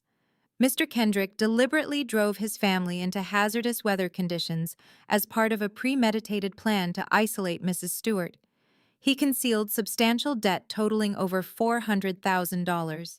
He conspired to unlawfully seize assets belonging to Mrs. Stewart through manipulation and fraud. He collected DNA samples from minor children without the knowledge or consent of their mother. Each fact lands like a stone. Furthermore, Mr. Kendrick is currently cooperating with federal authorities in a criminal conspiracy investigation involving murder fraud and racketeering. This court finds that granting him custody or unsupervised access would not serve the best interests of the minor children. Judge Callahan looks up from her notes directly at me. Full physical and legal custody is granted to Astrid Rhodes Stewart. Mr. Kendrick will retain supervised visitation rights only 2 hours per week, contingent on completion of court-mandated therapy and substance abuse evaluation. The gavel strikes again. Final. Victory feels quieter than I expected. No celebration, no relief flooding through me. Just the slow realization that my children are safe legally and completely mine, and no one can take them from me again. Heath stands. He says nothing. Doesn't argue, doesn't appeal, doesn't fight. His lawyer follows with briefcase and resignation, footsteps echoing in the mostly empty courtroom. I watch him walk out the double doors and wonder if I'll ever see him again outside supervised visits. Wonder if Clover will ask why Daddy doesn't come home. Wonder how to explain to Jasper someday that his father loved him but chose money anyway. Outside the courtroom, Clover sits on a wooden bench drawing pictures with colored pencils Nadine brought. She's 6 years old and drawing a house with too many windows and a sun that takes up half the sky. Her innocent doodles become a shield, some truths children shouldn't have to witness. Clover, we're done here. Let's go home. She looks up, blonde hair falling across her face. Did I miss anything important? No, baby. Nothing you needed to see. She slides off the bench and takes my hand, and we walk out of the courthouse into December cold and bright sunlight. Hugh follows a step behind, carrying Jasper in the car seat. That night back at Hugh's guest house, I can't sleep. The custody battle is over. Roland and Maud are in federal custody awaiting trial. Heath is cooperating with prosecutors. The conspiracy has crumbled, but something feels unfinished. I open my laptop and pull up the vault files again. Folders I've reviewed a dozen times, evidence I've memorized. Then I see it one file I somehow missed in all the chaos, buried in a subfolder labeled personal. Letter underscore Astrid underscore private dot PDF. My hands shake as I click it open. Scanned handwritten letter. My mother's distinctive script with its careful loops and precise spacing. Dated December 14th, 2006. The night before she died. I read the first line and my breath catches. Astrid, if you're reading this, you're much stronger than I am now. Tears blur the words. I blink them away, keep reading. I chose truth over safety. Maybe that makes me a bad mother. A good mother would have stopped investigating when she got pregnant. A good mother would have let Roland Prescott's crimes stay buried if it meant keeping her daughter safe. But I couldn't. I kept pulling the thread, and now I'm watching everything unravel, including my own life. By the time you read this, I'll be gone. They've made that clear. I found the cut break line this afternoon. They're not even pretending anymore. Tomorrow I drive to meet with a federal prosecutor in Helena, and they'll make sure I never arrive. I'm leaving you with Hugh because he's the only person I trust absolutely. He'll protect you even if it costs him everything. I know you'll hate me for leaving. I know you'll think I abandoned you. Maybe I did. You deserved a mother who stayed. I'm sorry I couldn't be that. But here's what I need you to understand. Fear is easy. Silence is easy. Walking away from truth because it's dangerous, that's the easiest choice in the world. I could have done that. Could have taken you somewhere far away and pretended I never saw what I saw. I chose differently. Not because I'm brave, but because I want you to grow up in a world where people who murder for profit actually face consequences, where truth matters more than money, where women like me, like you, can stand up to powerful men and survive it. Don't build your house out of fear, Astrid. Build it out of what you want the world to be. Build it out of love and truth and the stubborn belief that good people can win if they refuse to stop fighting. I love you. I will always love you. Sing my song to your children. Tell them their grandmother was terrified but did the right thing anyway. That's all any of us can do. Mom, I read the letter 3 times, memorizing every word my mother wrote, knowing she'd never write another. Each pass reveals new layers, her fear, her determination, her hope that I'd be strong enough to finish what she started. I opened the video testament again, the one Cressida recorded that same night. Study her face with new understanding. She smiled in that video. I never noticed before too, focused on her words, her warnings, her instructions. But there at the end, just before she pressed her hand to the screen, she smiled, recording her own death message, terrified of what tomorrow would bring. Didn't know for certain if she'd die or was hoping she was wrong, but she smiled anyway. Her smile reaches across 18 years like light through water distorted by time, but still reaching. That's what courage looks like. Not fearlessness, not certainty, just choosing hope, even when every rational thought says you're about to lose everything. She knew she was going to die, and she smiled anyway. That's enough. That smile is enough. Cressida chose hope even knowing she'd die, and somehow that makes her death bearable. Not meaningless tragedy, but deliberate sacrifice. She built me a weapon from love and lullabies and left it waiting 18 years. Now I have to decide what to do with it. Morning arrives with melting snow and weak Montana sun, the kind of light that promises nothing but shows up anyway. I find Hugh on the guest house porch, wrapped in a heavy coat, coffee steaming in the December cold. He's watching the sunrise paint the mountains pink and gold, the first peaceful moment I've seen him take since that gas station bathroom where this all began. "Coffee's hot if you want some," he says without turning. I pour a cup from the thermos beside him and sit in the other chair. The wood is cold through my jeans, but the coffee warms my hands. We sit in silence, watching snow melt from the roof in slow drips, each one catching light before falling. "How long have you been out here?" I ask. "Long enough to watch the sun come up. It's been a while since I could do that without running." The snow melts slowly, like trust, inevitable but patient, measuring itself in days, not moments. "Do you ever regret it?" The question comes out before I can stop it. "Nixora, everything that happened." Hugh is silent for so long I think he won't answer. Then, "I regret not being quick enough to protect you and your mother. Every day I regret that. If I'd figured out Roland's plans sooner, if I'd stopped Cressida from driving that morning, if I'd fought harder to keep custody of you." His voice breaks. He clears his throat. "But Nixora, the investigation, no. We were doing the right thing. People were dying in those clinical trials, real people with families. People who trusted that pharmaceutical companies wouldn't lie about safety data. Your mother couldn't walk away from that. Neither could I. He looks at me finally, and I see 18 years in his face, prison survival, searching for a daughter he thought might hate him. I'd make the same choice again, he says quietly, even knowing what it cost. Because some things are worth losing everything for. Understanding settles over me like the weak sunlight warming without burning. Thank you, Father. Not Dad, not Hugh, Father. The word comes without hesitation for the first time in my life. Hugh's coffee cup stops halfway to his mouth. He sets it down carefully, hand shaking slightly. His throat works, but no words come. Astrid, you did what Mom would have wanted. You kept fighting. Even when it meant losing me, you kept fighting.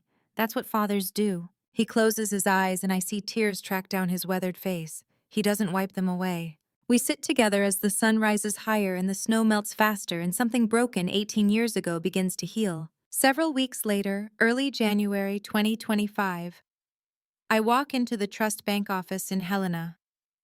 The building smells like old money and furniture polish. Papers spread across the mahogany desk in the private conference room, documents I've reviewed with lawyers, accountants, and FBI advisors who helped untangle the legal complexity of a trust designed to be unhackable. DNA match confirmed. Voice authentication verified through my recorded lullaby. The Rhodes Continuum Trust, worth $86 million, transfers to my full control with one signature. Hugh and Conrad stand as witnesses.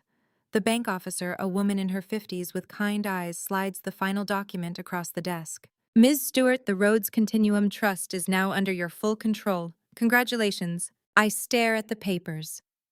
18 years my mother fought to protect this. 18 years it sat waiting, guarded by her voice print and genetic code.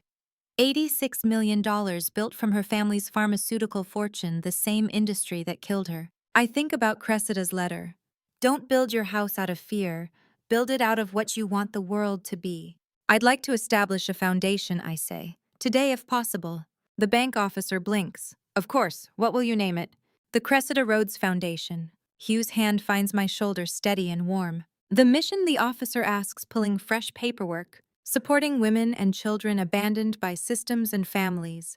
Emergency housing, legal assistance, educational scholarships for kids aging out of foster care, mental health services, whatever they need to survive and build lives that aren't defined by what was taken from them. My signature transforms $86 million from inheritance into mission. Not Rhodes Continuum anymore. Not Astrid's name. Mother's name. Because Cressida deserves to see her legacy save the people she couldn't save herself. Deserves to know her death meant something beyond vengeance, beyond money locked in vaults waiting for daughters to come of age. She chose truth over safety. Now her name will help people who made the same choice or had that choice stolen from them. The document is signed, the foundation established. The Cressida Rhodes Foundation. Official. Permanent. Real. Conrad shakes my hand. Your mother would be proud. I hope so, I say. She deserves to see. Outside the bank, January cold bites through my coat. Hugh walks beside me to the parking lot, our breath clouding in frozen air. Somewhere across town, Clover is in first grade learning to read. Jasper is napping at the daycare Hugh and I toured last week. Life continues ordinary and precious. What now, Hugh asks. I think about Cressida's smile in that video. About the lullaby I'll sing to my children and their children after them.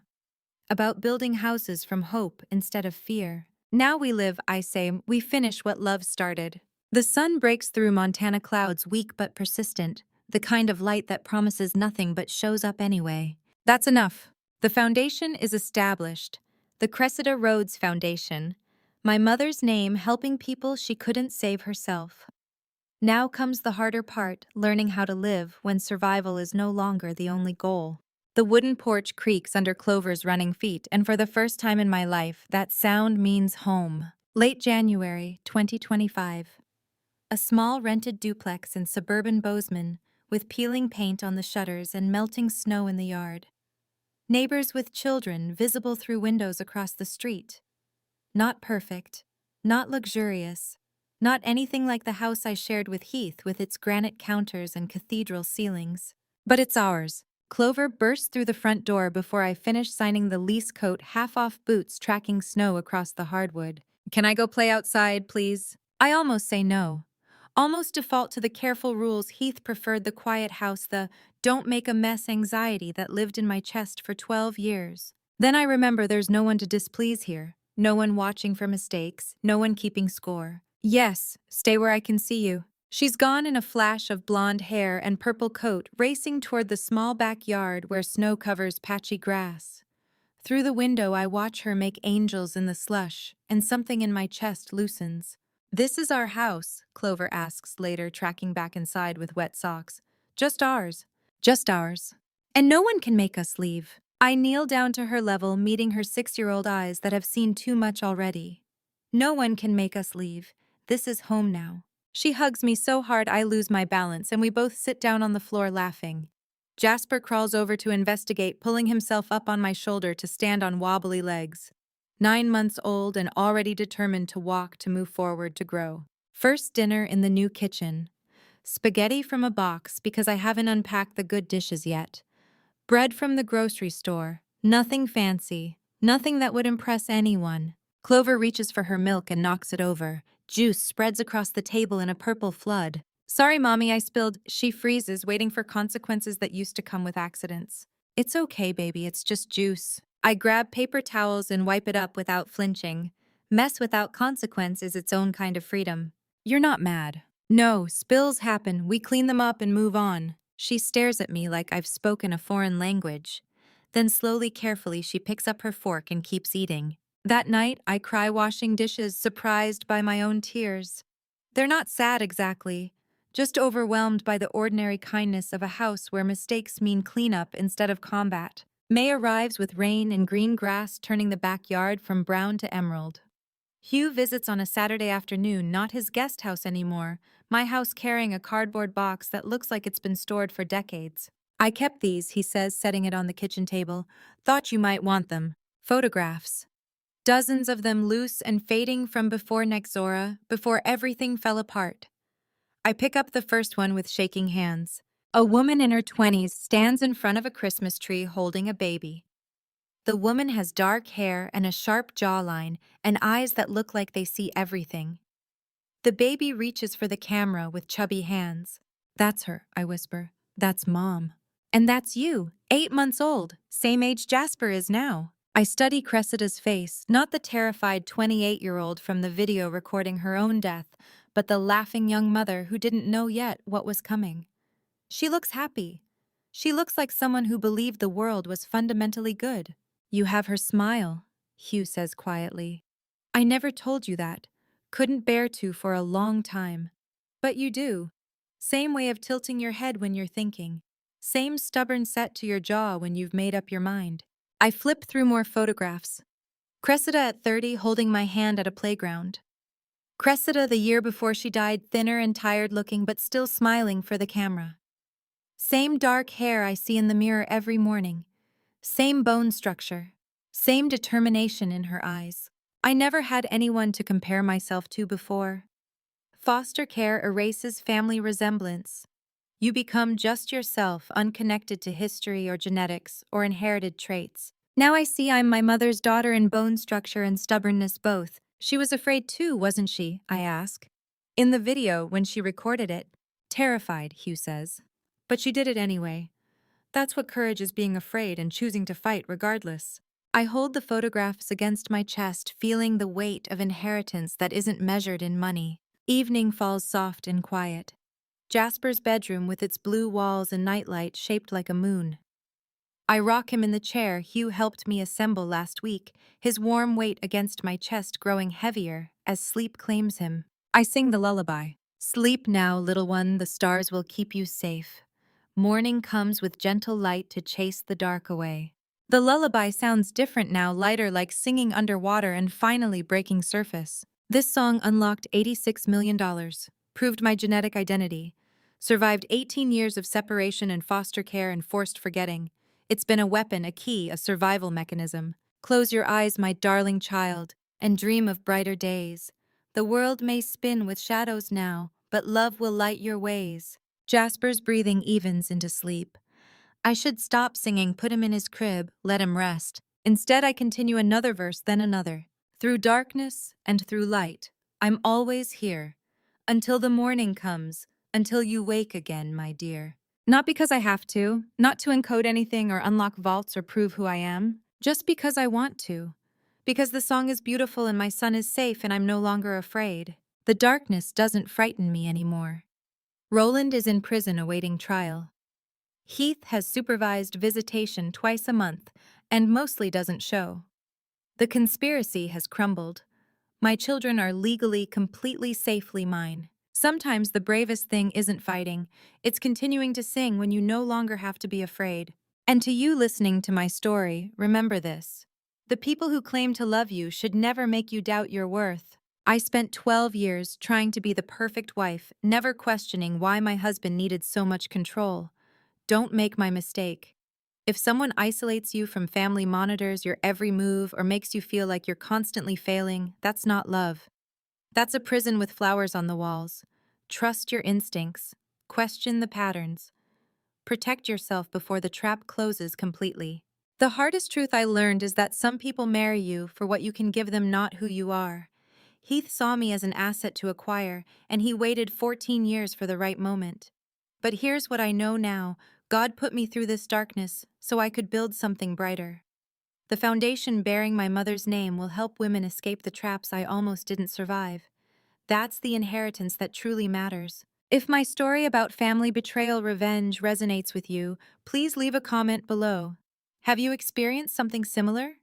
Your perspective on family Reddit stories like this helps others feel less alone. Share this video with anyone who needs to hear it. These family Reddit stories can save lives. And please subscribe to Her Drama Stories for more journeys about family betrayal, revenge, survival, and strength. Thank you for staying until the very end. Whether you've lived through family betrayal, revenge yourself, or you're drawn to family Reddit stories that show human resilience, I'm grateful you listened. Please remember, some details have been fictionalized for storytelling. What I hope you take with you is this: you are worth more than anyone's conspiracy against you.